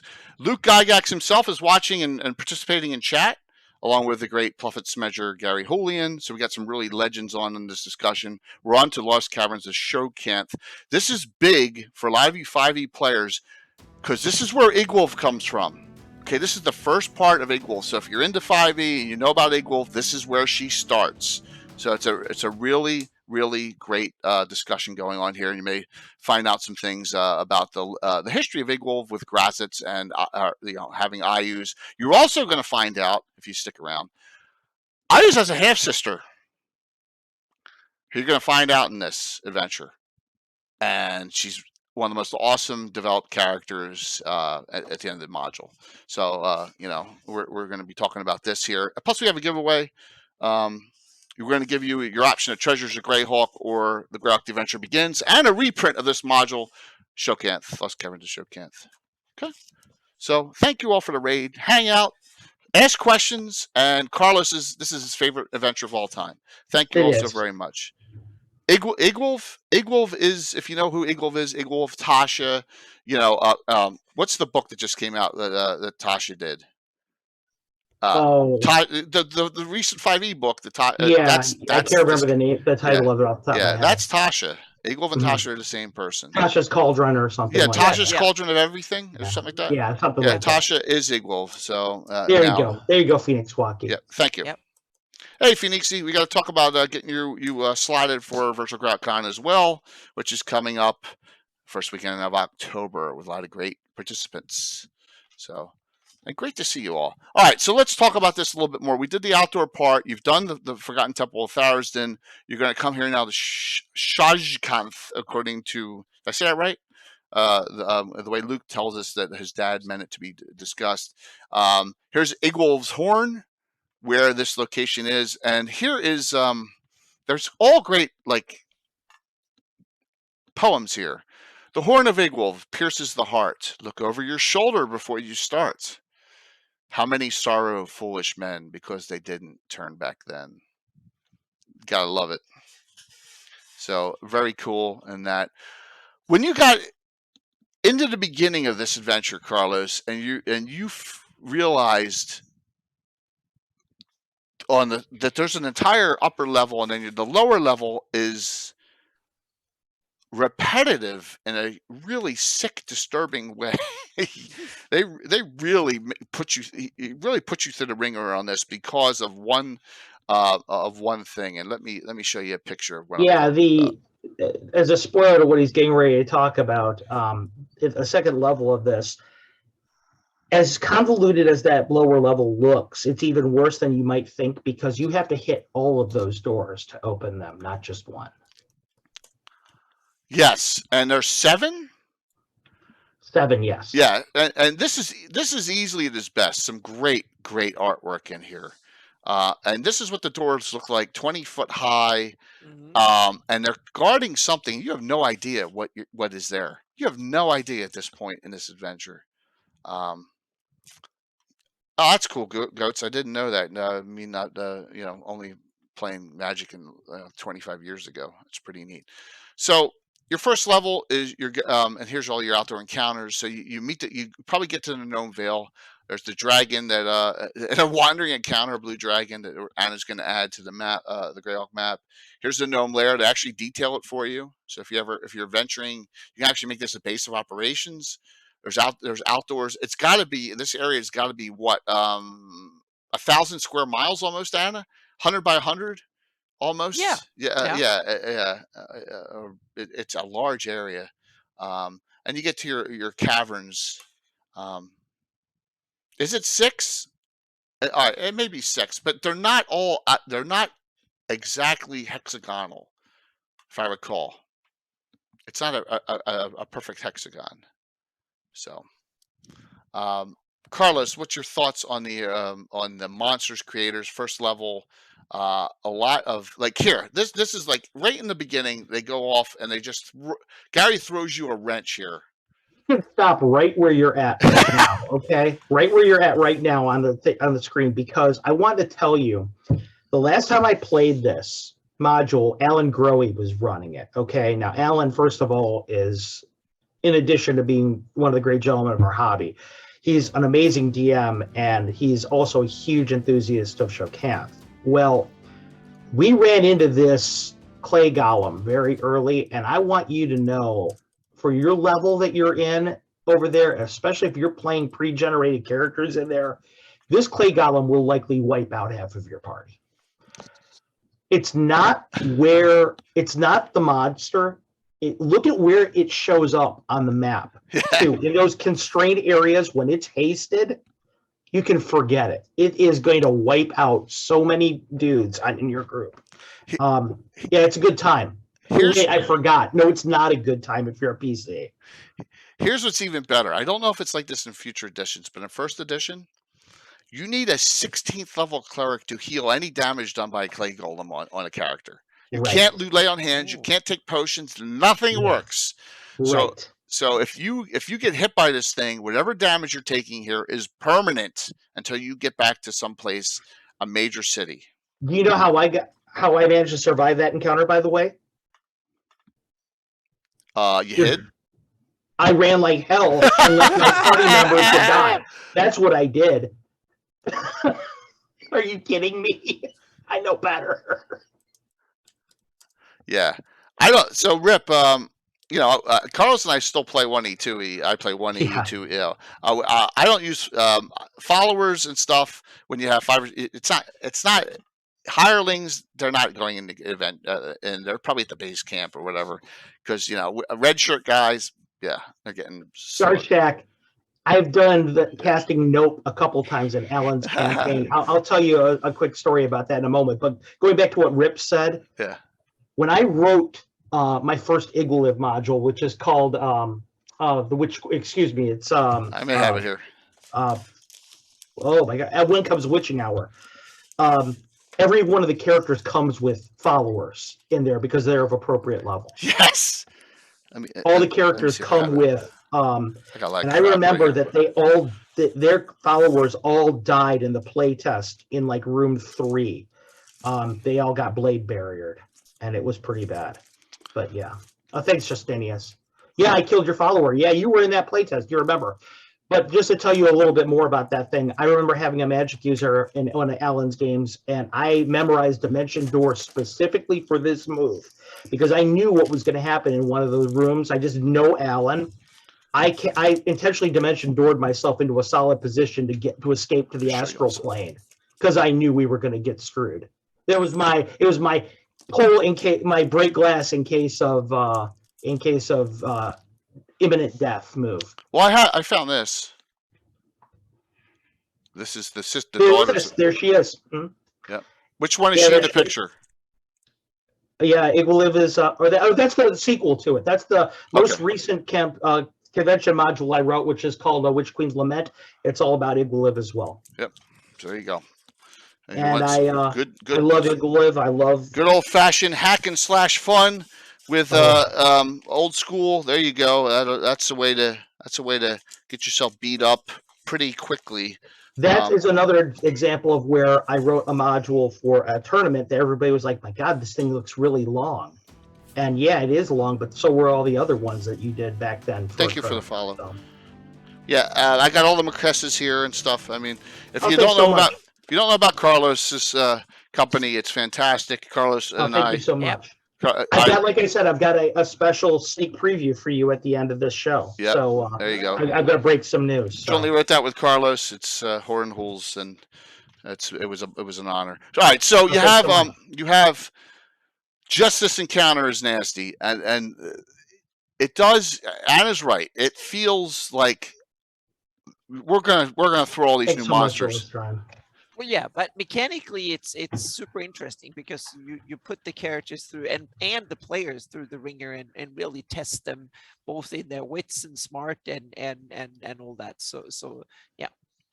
Yeah, stealth is so hiding was a big thing back then and still is to this day. It should be in every game. You watch Thursday night. It was the difference between the fight with Darling's thief she played and how good she was doing that. And so when you play 1E back in the day, the skill is knowing when to hold them and know when to fold them, man. Mm-hmm. You got to know when to run in a game from an encounter. You just have to, because there's no such thing as level appropriate encounters. There is no such thing. That's something I really kept from old school games into my games. So yeah. Yeah, and Greg, sorry how busy I was, man. I was running around like nuts at that. So got some interesting things. Giant cave crickets are in here. Trolls. The first appearance of are Peck in the D series? I don't think they are. No, they're not. Peck are not in the D series. No, they are not. This is their first appearance. Well, we just crashed. Uh-oh. I've been having problems with Twitch all night, by the way, just so you know. It's been kicking up and down for me. Okay. And by the way, I see my Twitch seems fine. Yeah. Mine seems too, but I only have chat. Hey, Patrick. I think we're okay now. Yeah. Yeah, something's up. Yeah, I get some all right, we're still here? Okay. We probably I get some issues on Zoom too with you, all right. Jay. You kind of robot out. I'll keep on checking it. All right, okay, thank you. And we're dropping frames again. Mm-hmm. All right. We'll go through and visitors using Wi-Fi watching YouTube videos and stuff. Yeah, it could be an issue. I'm good. Okay, we'll keep going. So I'll keep a post on it, and videos mess with audio is okay. All right, thank you. Something's going on. It could be a holiday weekend here or something, but I got. Yeah. I'm directly connected in here. All right, so you also got Formorians as you get through. Now you have to find your way through multiple areas and get to all these doors. Thanks so much, Jeff. You're too kind, bro. Yep. Let me see here if I can do this. I'm gonna try. Let me go to the map.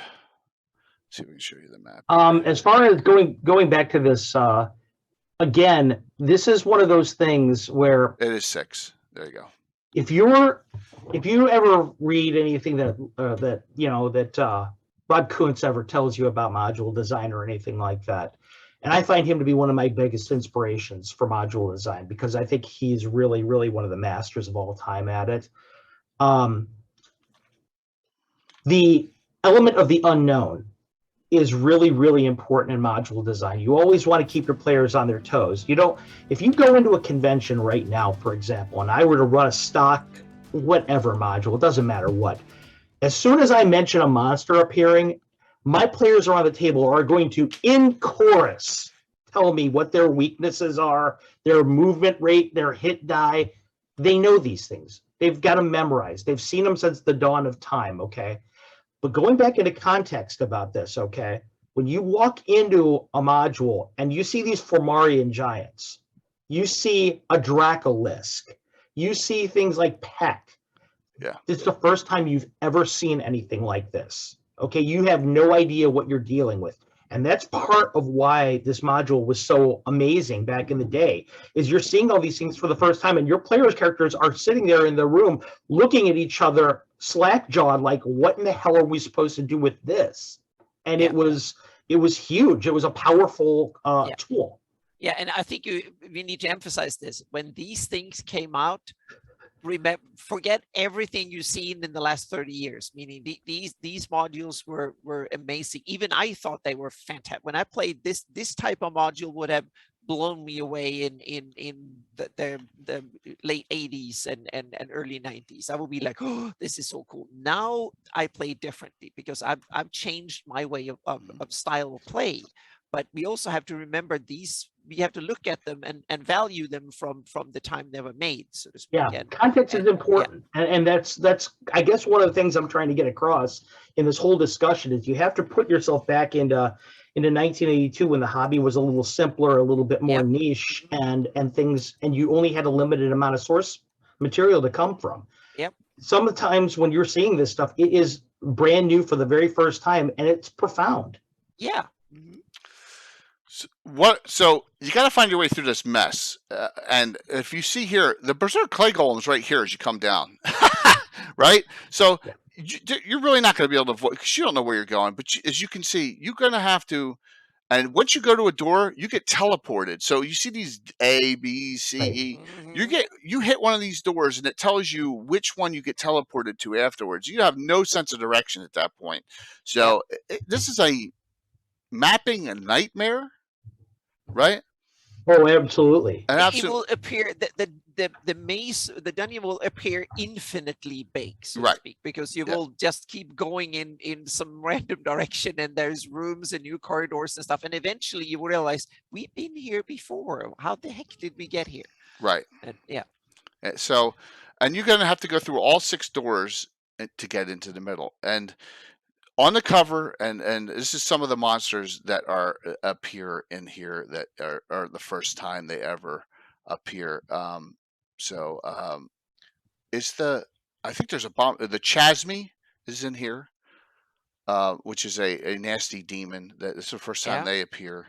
The Baragora are in here too. Mm-hmm. Right, the leaping demons, the ones that look like the almost silent leaping demons. Yeah. The ones that, that's the bigger part of the problem. Yeah, you do have things like troglodytes. The Behir is in here. Mm-hmm. There's also a Marid in here. First time a Marid appears ever. The Dracolisk, which can turn you to stone. Is amazing. Yeah, it's an amazing cool monster. Which, by the way, considering where it is, again, I'm going to say it again. What in the hell is that thing? Yeah. Oh yes, it's a cool monster. Gorgamera? It should not be in the bottom of a cave. Yeah. Come on, where is that? What's that thing eating? Yeah. So BB FanFun, none of these. Here's the thing, though. These were not out yet. So as we said at the beginning, if you missed the very beginning, this has an addendum. And here it is. It has this entire booklet 2, Monsters and Magical Items, where all these appear in. Bodak will kill you with an immediate scare, too. The Bodak's in here, too. Right? The Behir, an awesome monster. Right? Just all sorts of crazy stuff. And again, there's stuff in here that doesn't even appear in the book, like the Shade. Demi-Lich. Yeah, the Demi-Lich. Yeah. It's like, what the heck? This is But- So this is pre Monster Manual 2 even coming out, 1982. So there's Darrow. And the artwork is unbelievable. Valley Elf artwork is unbelievable. Formorians are in here too. So you got some really unbelievable creatures in this, and Zagya and Zegyi, which are a little bizarre but kind of cool. Though, Jay, in a weird way, though, I find myself using those in modules more than I ever thought I would. I never thought I would ever have a use for that monster, but I'm surprised at how well they fit into a lot of different environments. Well, I have the quasi-elementalist now, the lightning, radiance, magnetism elementalist, where that's what they can summon. They can actually summon them. That's awesome. Yeah. So, and quasi-elemental lightning, which is another one that's in that Monster Manual 2 book. Like, that, by the way, in a Patreon game I ran once, that aced about 4 different player characters. Those things are really nasty. Yeah, it's like I said, you have your first generation of adventures, and then this is your second generation of the wonderful adventures that come out right here with these two, and that's why I believe this is why Carlos says this is his number one of all time. It is. I look at it this way: a lot of these don't why are these next to each other? These monsters, and I know that is the question. A lot of people go, "This adventure doesn't make sense," but in a way, I see a lot of these creatures almost in a weird state. They're not in stasis, but in effect they are. These are all tomb guardians of what Igwolf is protecting inside. And all right, so we're experimenting with new creatures. This is basically a big playtest for a lot of new monsters. Okay. That's great. I mean, I think it's awesome. I love this. I want to talk about something about this module that you're hitting on kind of around, but you're not talking about it directly. Yep. That's, I think, is really profound about this module, I should say. For people who make apologies for Q1, what's the thing that they always bring up that why Q1 is redeemable? It's the demi-plane portion. So we haven't discussed that next week with Joe Block. Oh, absolutely. Right. Well, yep. This has kind of something very similar in it with the Hall of Pentacles and things like that. True. Yeah. So this module is a lot bigger, has the potential to be a lot bigger than you might think. And if you've ever played Nell and Growy, again, I'm name checking the hell out of him. I wish he would have shown up tonight.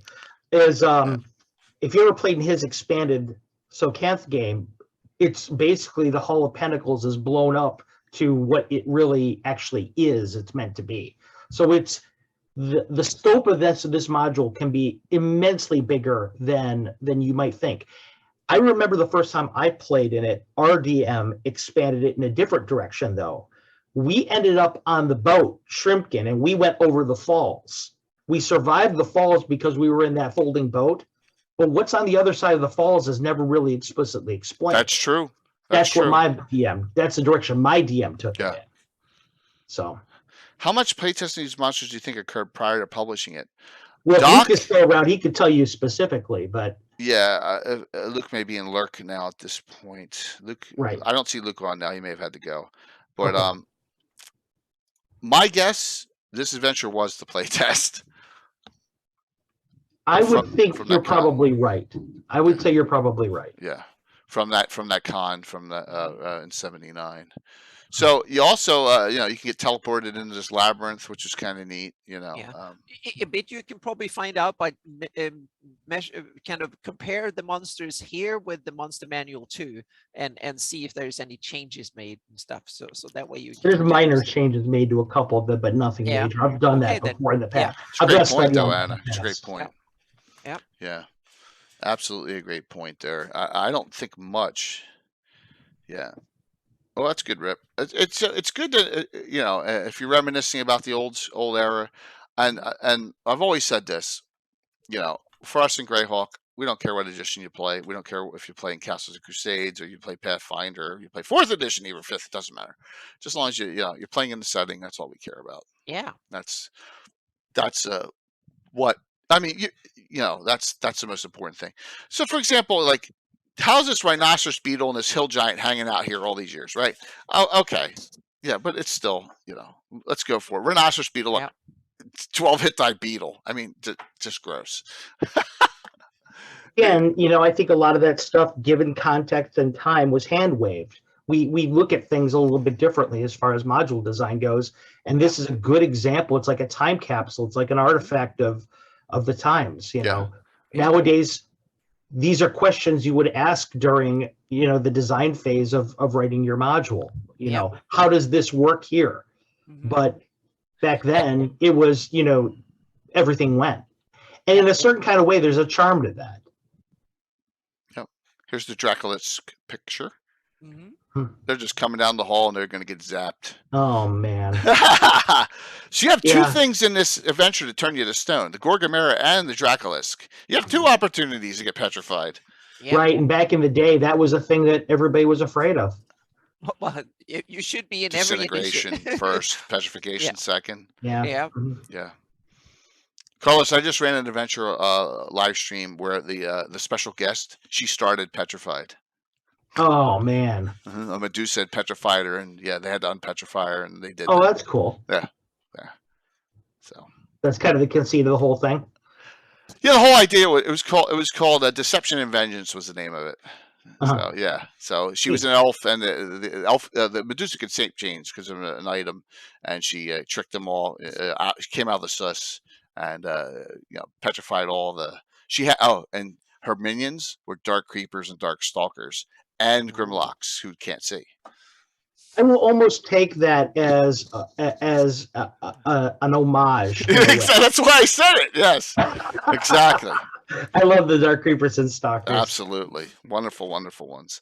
So Dracolisk is here. You have this really bizarre stone golem, which I love. That it says, "Leave me one magical item before me, and you may have your choice of those others have previously." That's just a trap. Yeah. That's the greed trap there, which is really funny. That's a neat one here. And so you go through all these different defenses 6 times. Sometimes you're going to go through the same doors because you lose your sense of direction multiple times and not realize it, and you get teleported back to the exact same spot. But so sometimes you're doing 6, 7, 8 times until you get them all. Dracolisk's diets include creatures that they petrified crunchy at first. So that's funny. That's a good idea. And so here we have the doors. And all right, so before I show the next picture, you're 12 years old when this came out, Carlos? I was 12 years old when this came out. I'm in high school. I think I'm a freshman or sophomore. Old man. I am, dude. I'm getting old. And I'm like, I'm not going to say how old. Hang on a second. This is the classiest. What year did it come out? It came 82. out in 82. Then I was in. I was a freshman. Yeah, I was 18. Yeah. I said to myself, "This is the classiest, nicest, hottest baddie ever made to this point." In high school. Yep. Not like in the skimpy chainmail weaponry or anything like that. Well, like, wow. I'm sorry. It's what Sanokin said there on the sideboard just cracked me up. Sorry. It does. But Cynican, that's one of those that's a cool one. That's one of those that if you fumble with it, I'm getting you with it. You're nicking your leg. Yeah, so that's a bad idea. Awesome. You have to wave it around blindfolded and kind of go for it. Yep. It's like the reverse. The great Jeff Easley. Yep. What an unbelievably wonderful picture. And you can see here's the entrances, whichever one of the 6 you come in. The diodes, wondrous lanthorns above her. This is an unholy reaver she has in her hand, which is +5. My only worry about what's that? No, it's not. What is it? +2, +4 special purpose against clerics. Oh, is it? Okay. Paralyzed clerics. Thank you. All right, so it's not. It has special abilities. Time out. That's memory. Give me a second. Yeah, you could be right. Cleric bane. It's +4, straight +4. Catech evil +4. Any cleric struck, say paralyzation. It also has. Okay, yeah, so it's straight +4. Yeah, I knew it wasn't a holy reaver. Yeah. Okay, enough. Yeah, that's okay. She has plate on +2 and flippers of spider climbing on. So this is Drelsna. This is the prize at the end.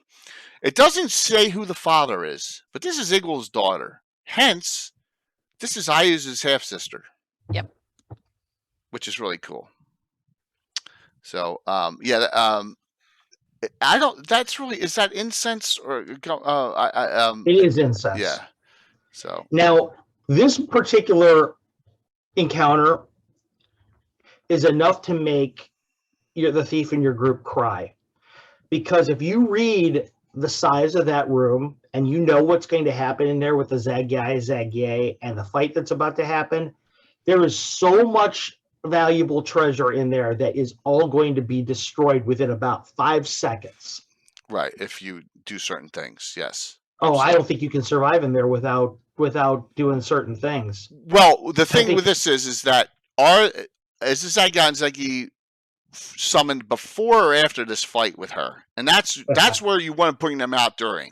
You want to make sure that it happens that way, because I think say you have a character who's a 6-character party, she's only one individual. This is where I'd love for her to have some assistance in this fight, because she's really nasty, draining levels and attacking at the same time. So yeah, and what a great character idea. And she just wakes up like she's, you're waking her up from her slumber at this point. And look, I mean, the detail of this is so wonderful. So, initial thoughts, Anna, Carlos, when you first saw this. I was blown away by the artwork. I thought that was so cool. And because I was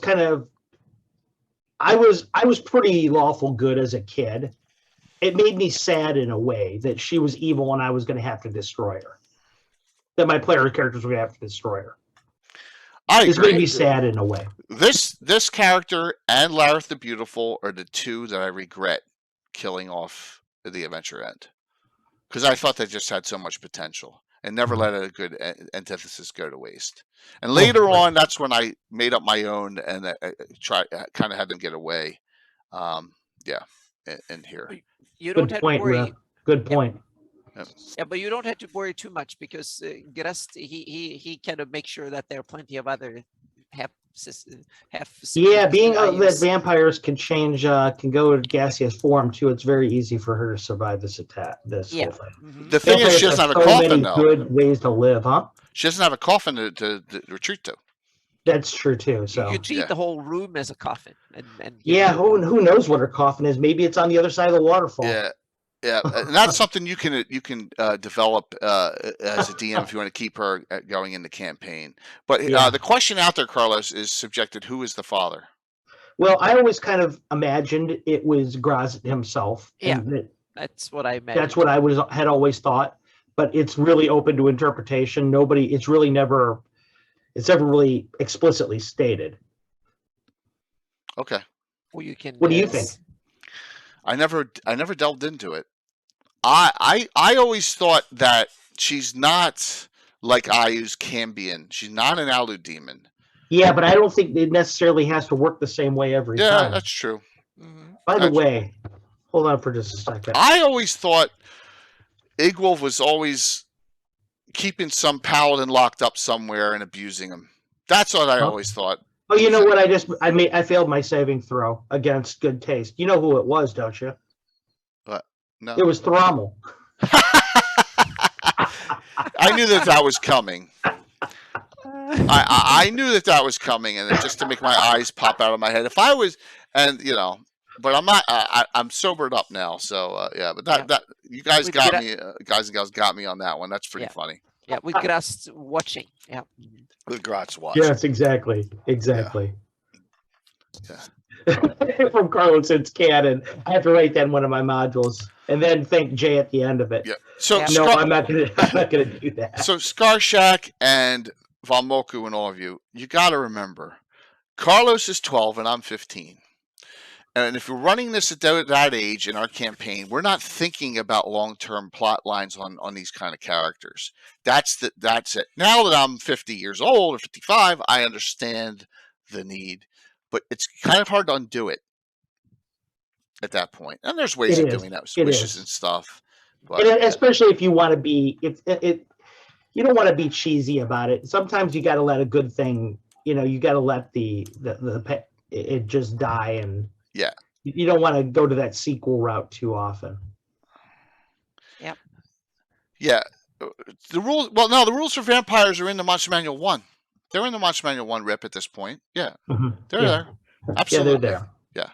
And So- they're almost impossible to kill permanently. Yeah, but in this case, there's no coffin stated at this point, but that's okay. I mean, that's just something, once again, that, yeah, she is nasty, and you got Very all much. thousands and thousands of dollars in treasure here, and she's got a good armor class, fighter 13th, and if you are like I am at this, no, it's not, it's 82, but I didn't run this till I think 83. Maybe in 82 or 83. Fighter, you give her weapon specialization, and she's even nastier. 13th level has 5 considering attacks. she's got 2 attacks per round as it is, and she's got to swing with a +4 at 13th 5 level. every I mean, 2. With oh, good 1876 Lord. strength as well. It's gonna be ugly. Yeah. It's gonna be ugly. Especially if your group has been depleted at this point. It's a tough fight. And also you have, so the artifact, Daed's Wondrous Lanthorns here, it doesn't really have any bearing in the adventure except that it's a treasure item you can be able to get. There's also a Prison of Zagig in here too, which is a really, really powerful and really, when you think about it, disturbingly mean item where you just lock someone in there and they don't age and they just sit there. They don't need food or water or anything. If you've ever played any of my Igolith modules, all of them are homages to Tsojcanth. Yeah, there's one that appears in mine too. So. Yep, that is true. That Wand of Illumination is one of the best items against undead. Also a Helm of Brilliance, but I don't give Helms of Brilliance out anymore. So it's too nasty. So Sunblade, the weapon, the Sunblade. Sunblade was not out yet, though. Sunblade was on Arcana. No. They're asking right now. I'm just thinking about, because they're talking about the spell Sunburst, which wasn't. Yep. Oh, never mind. That's from Wand of Illumination. Never mind. Yep. Wand of Illumination is available at this point. I was thinking the Sunburst spell, the Druid spell, Sunburst. When we go over Ravenloft and Ravenloft 2 in this discussion down the road, we'll see what a Sunblade did to Strahd at the end with Tim's character, Galalad, just obliterated him with a Sunblade. Yep. And, I'll skip that one too. Yes. I'm not a Ravenloft guy at all. Not the original ones? No? No, I do like the original, the first one. I just felt like they went to the well on that too much. Okay. Very cool. Just not my thing. Ravenloft 2 is even tougher to run. I did write a Ravenloft campaign or module at a fan's request. It was one of the first modules I ever did, so I don't hate it. Don't get me wrong. It's just not my thing. So if you touch, I think the cage is magical. If the cages touch, the Zagi comes out, the negative, and then there's also the Demonomicon of Igolith is bound and sealed. That book, you touch that, the Zag-Ya comes out. And they are both, let me see, I think the monsters are detailed here in the back. Let's go to them. How many, there's the Daed's Wondrous Lanthorn. It's a cool item. There they are. There's one picture. So there's one of those monsters that doesn't do a ton of damage at first blush, but when you realize that you have to really go to great lengths to hurt them, right? Yeah, they become a problem. And then when you destroy them, they blow up. Right. Kind of like Dark Stalkers. But worse. I think I could swear I used one of those at one. Absolutely. So and they're limited. They have magic resistance and certain spells. So you got to fight these to get some of those key treasure items. A thaumaturgic triangle will keep them at bay.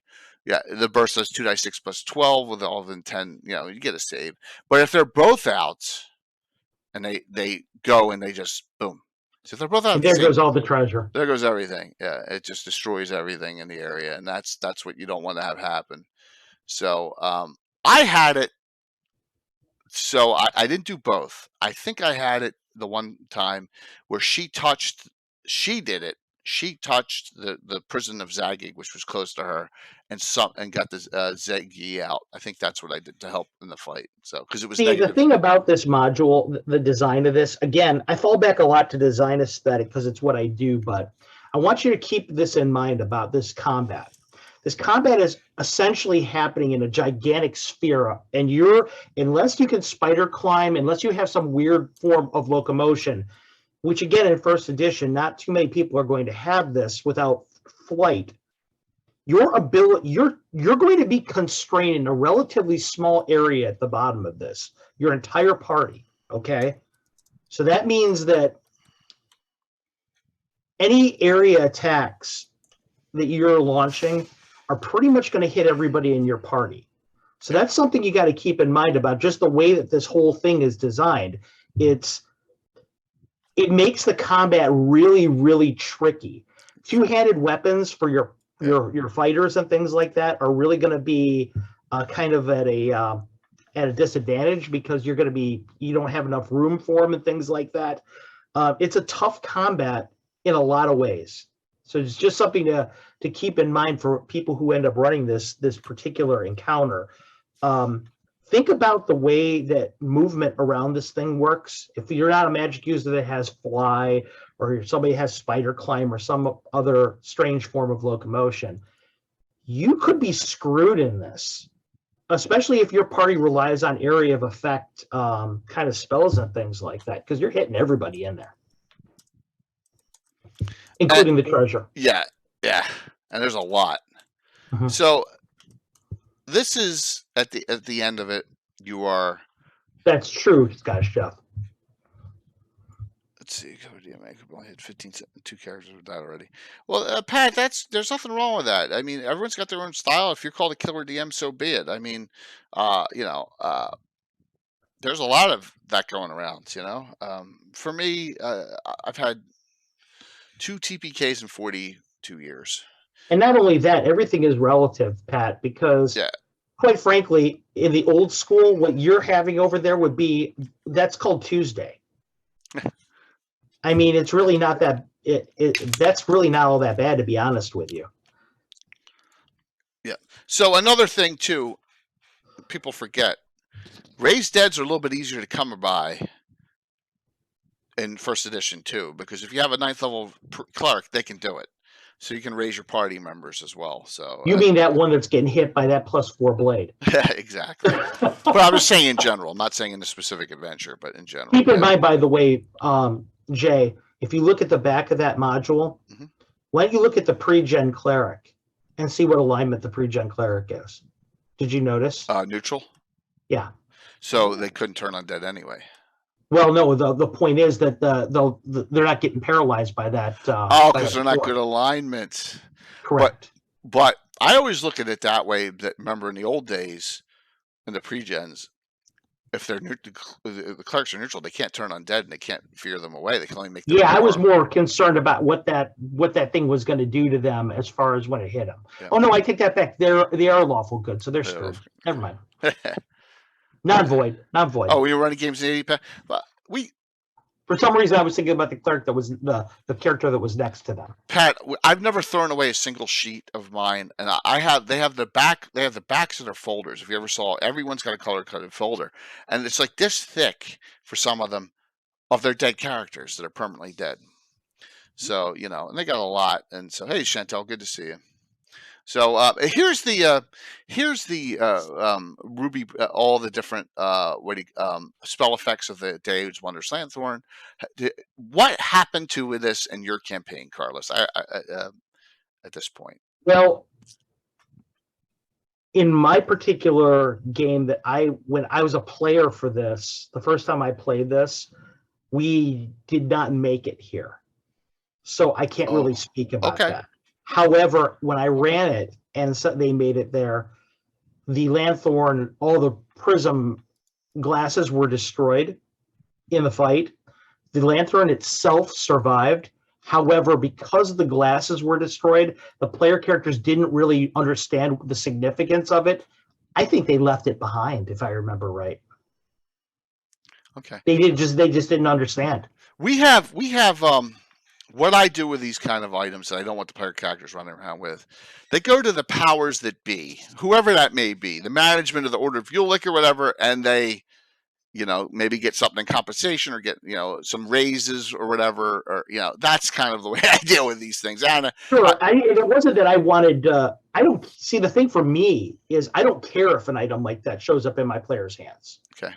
I don't care. I kind of like it, to be honest with you, because I want to see what whenever you give a player like this, something like this, all you're doing is giving them rope to hang themselves with. In my opinion, you put a big target on their back, so to speak. exactly. So I don't really care that they have it. Yeah. Because the more you show that thing off, the worse it's going to get for them. So go ahead, be my guest and have it. It just happened to be that's the way the fight turned out. As I mentioned, that's a confined space over there. And when you're throwing around the kind of firepower that you might need to destroy some of these things, you're going to have to break a couple eggs to make an omelet. And I remember that the lenses ended up being shattered in the combat, and they didn't understand the significance of the lantern. So and only a couple of the lenses. You only get 2 lenses anyway. You don't get all of them. So that's future adventures that you can do for the lenses, which is kind of cool. But you should always see, you can hand out artifacts, but you should always realize that artifacts come with a phone number, so to speak, or an ID number. They sure be located, and powerful beings that like artifacts and don't like that you or someone affiliated with on your side have that artifact will dial your number and come find you and go after you. So absolutely, and worse yet, imagine this: you come limping out of this friggin' dungeon, beat up and everything like that, and you go back home to your tavern, and everyone's rejoicing, hey, we survived that. But meanwhile, you just cleaned out this whole dungeon of all of its defenders and left an artifact behind. So who's going to lay claim to it? Who knows? But and also if you kill the things that bring the artifacts out into the quiet little suburb or where you happen to be in Sydney, that's when the one that really wants it, who didn't dare to go in there or something, he will come and dare you to do it when you're the weakest or unprepared or whatever. So or they found out that all of a sudden it's on the move. It's outside of that area that it was protected from a non-scrying or whatever. Now it's out in the open, and you display it and you show it off, and Vampire Wick, do you have any comments on Scottish Jeff's thing that you wrote on the sideboard there? Just curious. I was going to Scottish Jeff. I got I had them take a Githyanki major sword and a lesser sword. And this is one of the 2 TPKs of all time. And they were at Outpost number 1, and they were at a meeting, and they came out, and there was a Githyanki war party out there, and I killed everyone in the party, and they waltzed them. They never they never wanted to take Githyanki sword ever again. True story. That's one of my 2 TPKs. Yes. So that's what you do. That you make players scared of artifacts. Absolutely. Oh yeah. Hey, Wiley, great to see you, brother. Good to see you, Wiley. Wiley, I know your next Great Talk hits tomorrow, which is awesome. I saw that post. So that wonderful podcast. Is that all tomorrow? I think it is all. All right, or it's coming up. All right. So look at the items here in these books. Bodily Health Manual. All right, that is a con. Gainful exercise is strength. Quickness of actions, dex. Clear thought is wisdom. Leadership influence is I'm sorry, clear thought's intelligence, charisma, and then wisdom. There's one book for every stat. Yeah, and they're all gonna get ruined to ash. Yep. So it is a great adventure. What would you wean from it's in its entirety, Carlos? Since it is your favorite, like what is your final thoughts on Tsojcanth? Like, Tsojcanth is a funhouse module, and from a design standpoint, it's got clear weaknesses, but the weaknesses in this module are they're only in existence because we view this module from a modern standpoint rather than from the context of when it was released. If you view this module from when the context it was released, this module is flawless. It does everything you ever wanted a module to do and more. It expands the game. It expands the lore of the game. It expands the lore of Greyhawk. It gives you so many more options as far as monsters and magic items. It asks open-ended questions of your player characters that are the springboard to entire campaigns to come. There is this module right over here, to me, if you view it from the context of when it was released, is flawless. Yep. There's nothing there. This was Gary Gary Gygax at the absolute height of his powers, doing the things that only Gary Gygax could do. For me, it's either 2 or 3. And the only reason It's okay to be wrong. Actually, Carlos, I'll say, this is number 1. Just kidding. No, yeah. No, it's all about It's all taste. relative. For me, just thinking about this module and what it does. Temple is one for me for the reason that set my campaign up for 40 years. The goal of the Battle of Emerald Meadows, the whole history behind it, having the Temple of Elemental Evil, doing the fight at the end, banishing Zogtamoy, Thrommel being freed. Sorry, everyone. Screw the vampire, living Greyhawk BS stuff. That set my campaign up for 40 years. That's why it's number 1. I love this adventure. Love it. And that's why it's on my wall of fame.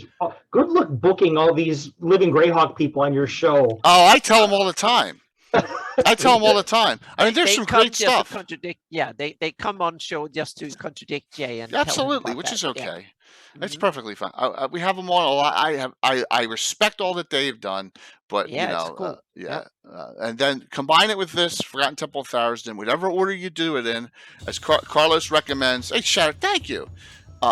Number 1, run the outdoor part of Tsojcanth. 2, run the indoor, run Tharizdun in its entirety off that. 3, run Tsojcanth. And in that order, you got a home run.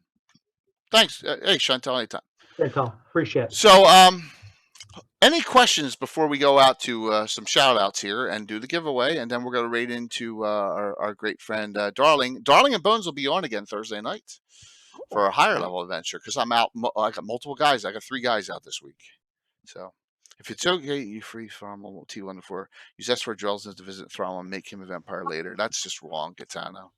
That's funny, though. I'll give you an E for effort on that one. Maybe that's how he became a vampire. Maybe that's it. Maybe that should be canon. Yeah. That is a good one. Any other questions of Carlos and me? Anno, your final thoughts on these 2 adventures? For me, it's been adventures I've stayed away from, not because they're bad. I think they're bad. It's because I think I'm not ready to tackle them yet because they have so much lore and are such foundations, meaning Tharizdun and some of the backstories and all connected to that. Now, after played for decades in Greyhawk, now I start to feel that I've earned enough cred in my own view that I'm going to start tackle these 2. And a future campaign, I will tie it into a future Elven campaign. I will tie into these and tie it in because I wanted to know I use better. I wanted to know Grast better, and I wanted to have enough mojo that I could, because I want to expand. I want to know Tharizdun's backstory, how it led to this temple and stuff. And then I'm going to use these modules. And I will not use the dungeons. Of course, I will switch out the funhouse. That part I will skip in Tsojcanth. I will keep the major interior part correct, so to speak, and Drelsna and that part of the story. But we will get there 20, 30 years after this module played, so to speak, and pick up where the story, where I assumed my campaign, these adventures have played out, and I will tie into it, so to speak. So it's definitely going to come. So these will be hugely influenced, and I've been tiptoeing around them for years and kind of looked at them from a distance, and now I feel I'm both starting to really appreciate them in a way I didn't do 15 years ago, and so I'm getting there, so to speak. I would never like the funhouse bit, but I really appreciate that the modules have been made, so to speak, and all the lore that came with them. Katana is asking, where's fun? So Amy asks, do you have are you still working on another Baba Yaga adventure beyond? Not only do I been working on it, it was released a while ago, actually. This is it right over here. This is the Heart of Winter. It was released as a convention module for GrogCon in Florida. And as you can see in it, we got, actually, we're getting a picture. Oh, there you go. Thanks. Yeah, I want to make it a little There's bigger. A picture of Baba Yaga over there. Very quickly, an idea of what it's about. Baba Yaga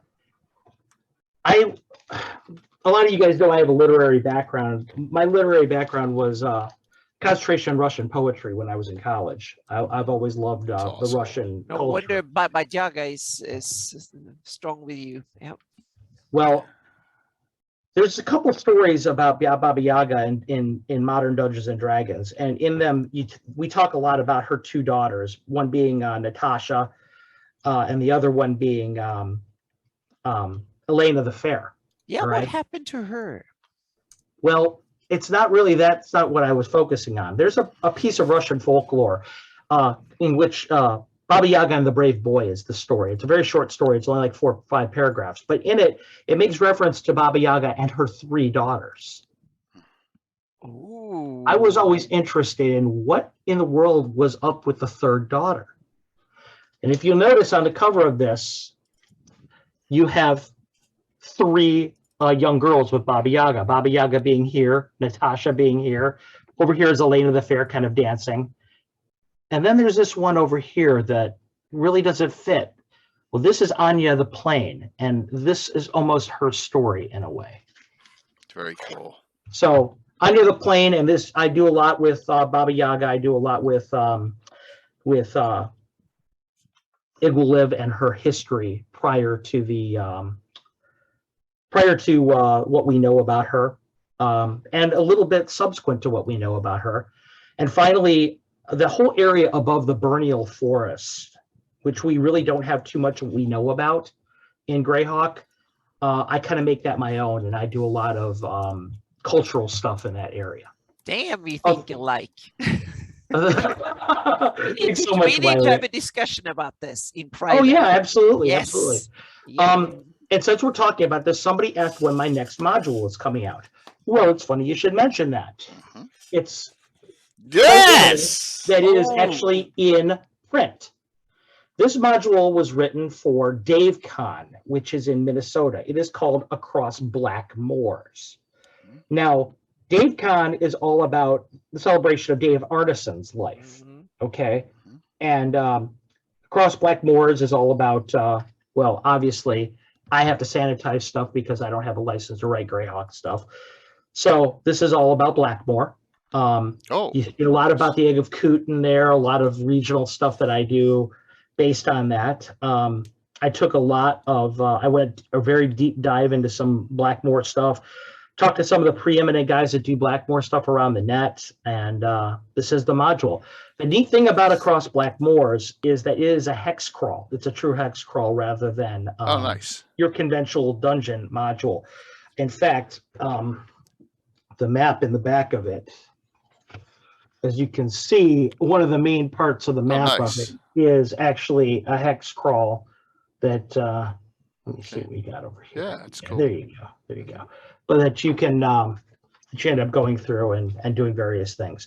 So this is the new module. We're going to be doing we're going to be putting it up on the website here pretty soon. I have to get my wife some relevant information about it. Then it's going to go up for sale.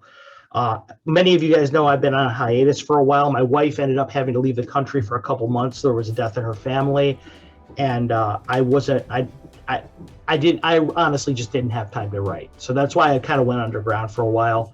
But she's back now, and I'm starting up the Carlos machine again, and things should be going pretty good here pretty soon. Exciting. I'm going to be running a game for Jay. For virtual I'm going to be running a virtual Greyhawk Con game. It will be the sequel to the Githyanki game that I ran for the first one. It will be another Githyanki mission. So hopefully you guys enjoy that. And it should be on a Friday night. Should be Friday night, September 30th. Oh yeah, yes, yeah, cool. Honestly, I'm not thinking that far ahead in life. I've got GrogCon right after that, and as we speak, I'm writing the module for them for GrogCon. Those are dear friends of mine, and they asked for a module. Their theme this year is goats and druids. So you can interesting. Yes, you can think about what I might do with goats and druids. Get your mind out of the gutter. But anyway, I think that's all I've got right now. It's no, Chet did not do the module art for this one. I have a good friend of mine, an artist of mine that I wanted to patronize because she needed the exposure, and she needed the money, to be honest with you. So this is all done by Jen Freedy, who is a dear friend of mine, an artist. But Chet will continue to be doing Castle Entertainment modules. Chet and I are good friends, thick as thieves, and I just have to get the right project for him. That's it. And yes, goats. That's funny. So that's all I got, man. I think that's what's happening in the Carlos side of the world right now. We're just kind of getting the machine started back up again, and hopefully you guys are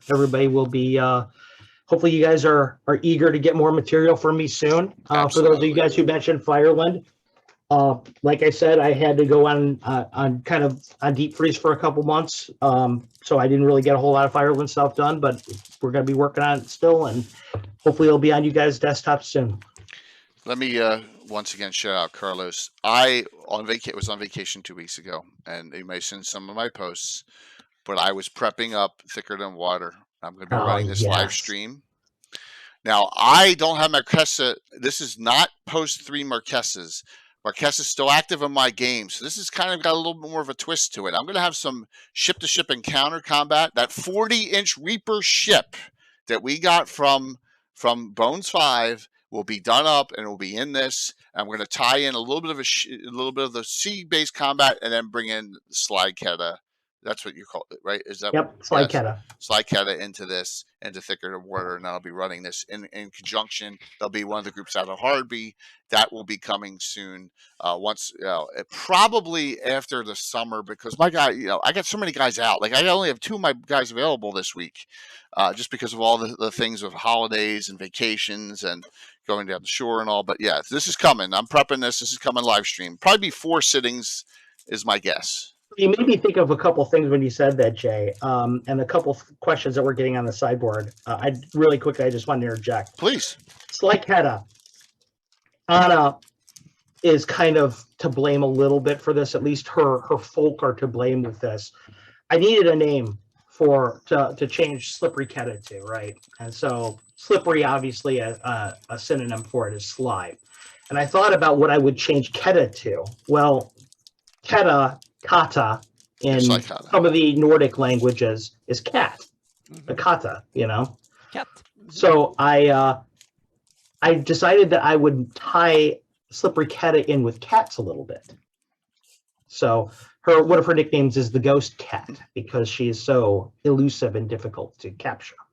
And I think I'll leave it at that. But that is where that whole thing, Slippery Keta, became Sly Kata from. These are little things that ended up on the cutting room floor here at Castle Entertainment that I never get to tell anybody, so it's fun to talk about them here. But the other thing over there I noticed on the sideboard is somebody mentioned the Borneal Forest and things like that. So when I'm dealing with my whole background, I said, is in Russian folklore and things like that. I wrote this all for the Baba Yaga stuff at the end. I'd say maybe July of last year. And the focus I took from it is I wanted to take a lot of the Ukrainian myths about Baba Yaga. And so I had somebody, a native Ukrainian, doing some translation and things like that for me so that I could get exactly the words I wanted to use for the book, because I know some survival Russian, but I don't know my Ukrainian very well at all. Well, then everything happened over there. Yeah. So you guys are probably going to see here, Scottish Chef asked about a charity event for me. That particular person is an artist that I'm familiar with, and I had her do some art for a charity event I'm going to run for Ukrainian relief. So you guys will be seeing that coming relatively soon. Awesome. Very cool. It all takes place in the Shield Lands. I think I was able to show to you the logo for the thing at GaryCon, I think. But yeah, so hopefully you guys will see that soon. But the whole my take, basically, to cut the story short, too late, I know. That whole area above the Borneal Forest, to me, that strip between the land of black ice and the Borneal Forest, that very thin strip of tundra, I have kind of changed into kind of a tribal nomadic / Ukrainian kind of a vibe. So hopefully you guys dig what you read there. Cool, man. And thanks so much. I appreciate it, Athiala. That's kind of you. Well, and Carlos, thanks for coming on tonight. This was a great discussion. Oh, no problem, man. I'm Yeah. always. I told somebody in the chat that I'm here whenever I'm invited. I always love to Awesome. support you guys. So, Anna, what is up? A lot of stuff. We had mapping live streams on Fridays. Will be going on. Good. Hopefully every Friday. There is not the fantasy mapping show at the same time, so to speak, on my Twitch channel. So we've had two with Alyssa Faden. Last time we had Alyssa Faden, and Kfir Mendel was there to entertain us and ask questions and stuff. And Alyssa and me were working. So hopefully we can repeat Alyssa and me working on something this upcoming Friday too. I haven't decided really what I will work on, but it might be the 598 map because I really want that out. And Kafir's here too, by the way. Oh, He's in chat. hello. And so that is coming along nicely, but there is still some work on it. I need to do the hex version of the terrain and the two hex. That's not too much work, and I'm a fair way down the list of changes. So hopefully I can have a kind of a first look at it, so to speak, in a beta version, and send that out so people can start telling me what's wrong and needs to be done. So that could be fairly soon done. And I discovered, I'm always looking for heraldry. I discovered a new heraldry on that I've stared at that Greyhawk product maybe 100 times. It's one of my favorite modules. I'm not going to say which one it is, but I found there's a shield on top in front of it. And so I'm going to take that and make heraldry of that one. So that's coming out together with some other heraldry the upcoming week. And I'm also going to see if I can get some more heraldry for the Death Knights and send that over to Gary for some approval and feedback and stuff. So that's coming as well. Awesome.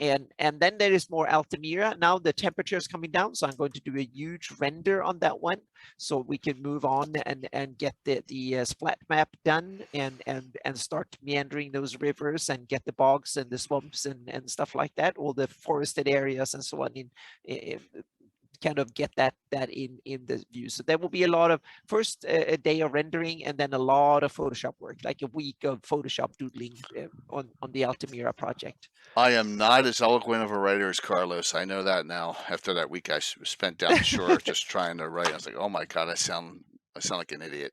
So I'm learning.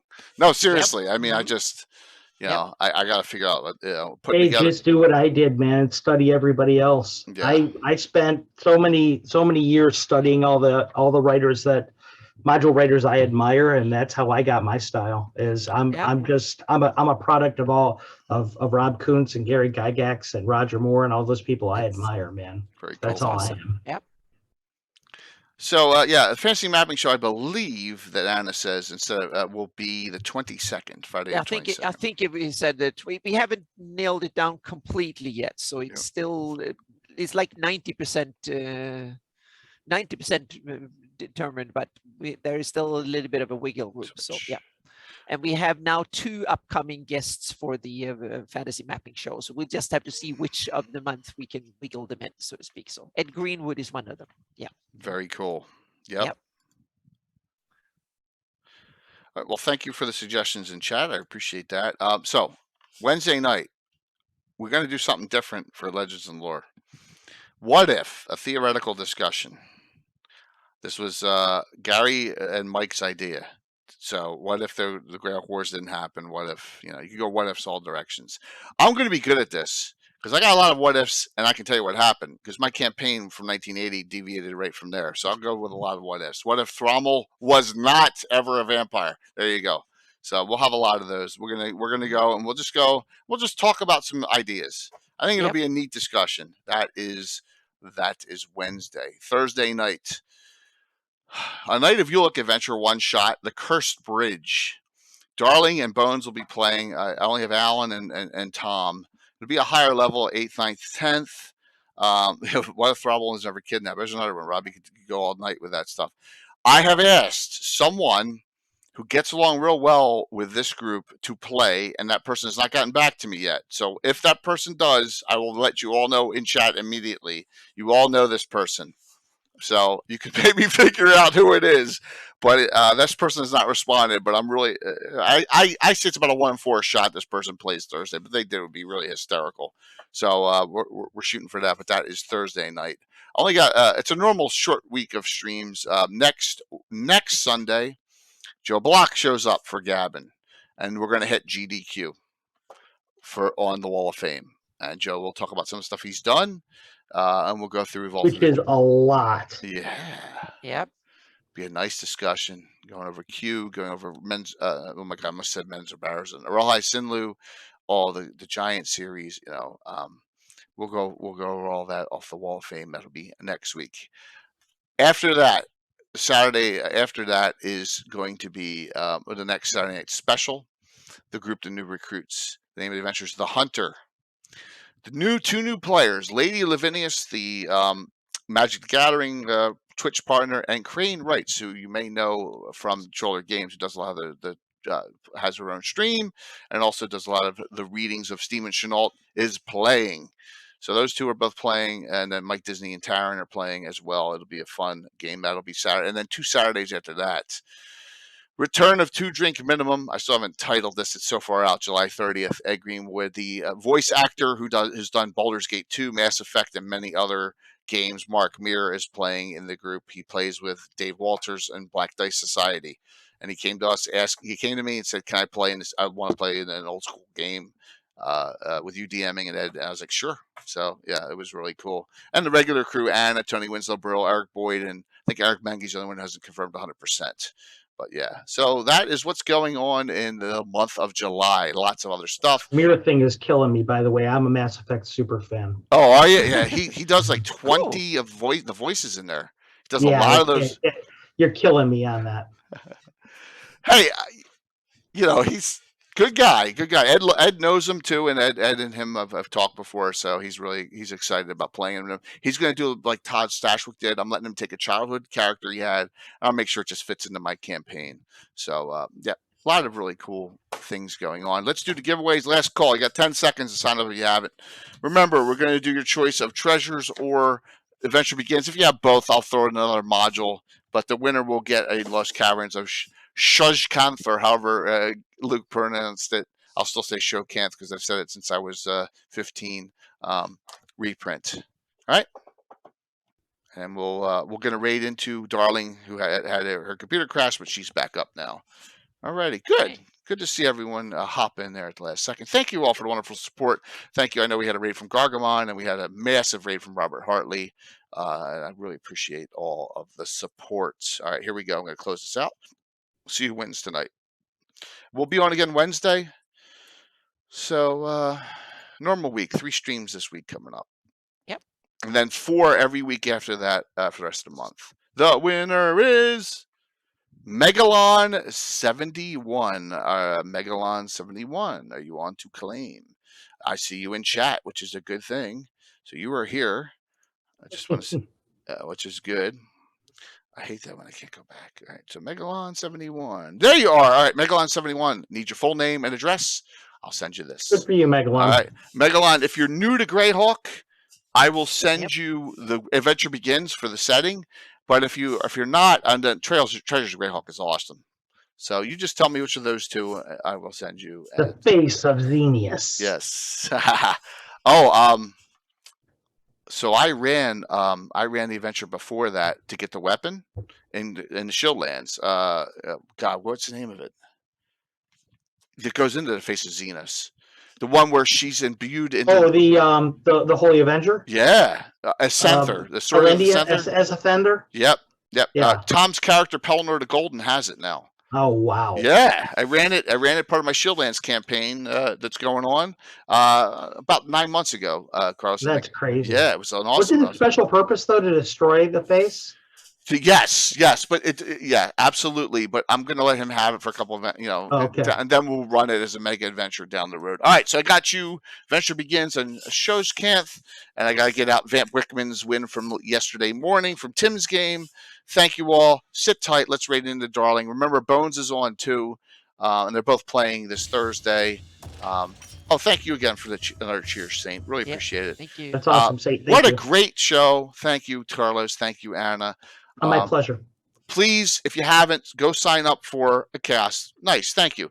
Go sign up for Virtual GrowCon. There's a nominal $5 fee, and that is only to cover costs. It's not for profit con. My guess is, thank you. My guess is we'll have between 70 to 100 this year, this time. Oh, look at that. We got a hype train. Between 70 and 100 events. Last year we had 65, but we already have 25 events, and it's only been open for 3 days. And we don't have Greyhawk Reborn in there. We don't have Troller Games campaign play in there, and we got a lot of people who haven't put in their adventures yet. In fact, there's barely any of the streamers have put their games in yet, so we got a lot to go still. All right, so let's and thank you for the hype train. Very kind of the community. Let's hit and run into Darling. Show her some love too. Like I said, go to Bones. You can have 2 open. A lot of people don't know that. You can have 2 open in accounts. You can have 2 if you have a computer browser. You can have 2 open and you get credit for both. Thank you all. Let me set the rate up here. Yeah, I'm really excited, Carlos, about running that adventure ticket in water. Oh, it's always so gratifying when people run my adventures. I always love to see how they turn out and the emphasis that people put on different parts of it, because sometimes I find that they find certain parts of an adventure that maybe I thought were throwaway to be really compelling, you know. So I think that's really 90. it's always interesting to see, for me to see what parts of the adventure people are drawn to. 5, 4, 3, 2, 1. Bye, everybody. Have a good night. See you all. 93 going in. Oh, wow. Yep, nice raid. That's a nice size raid. Glad we do, man. Oh, it was awesome. Good. It was great. It was fantastic. Yeah, thank you, Carlos. Yeah, let me turn this off.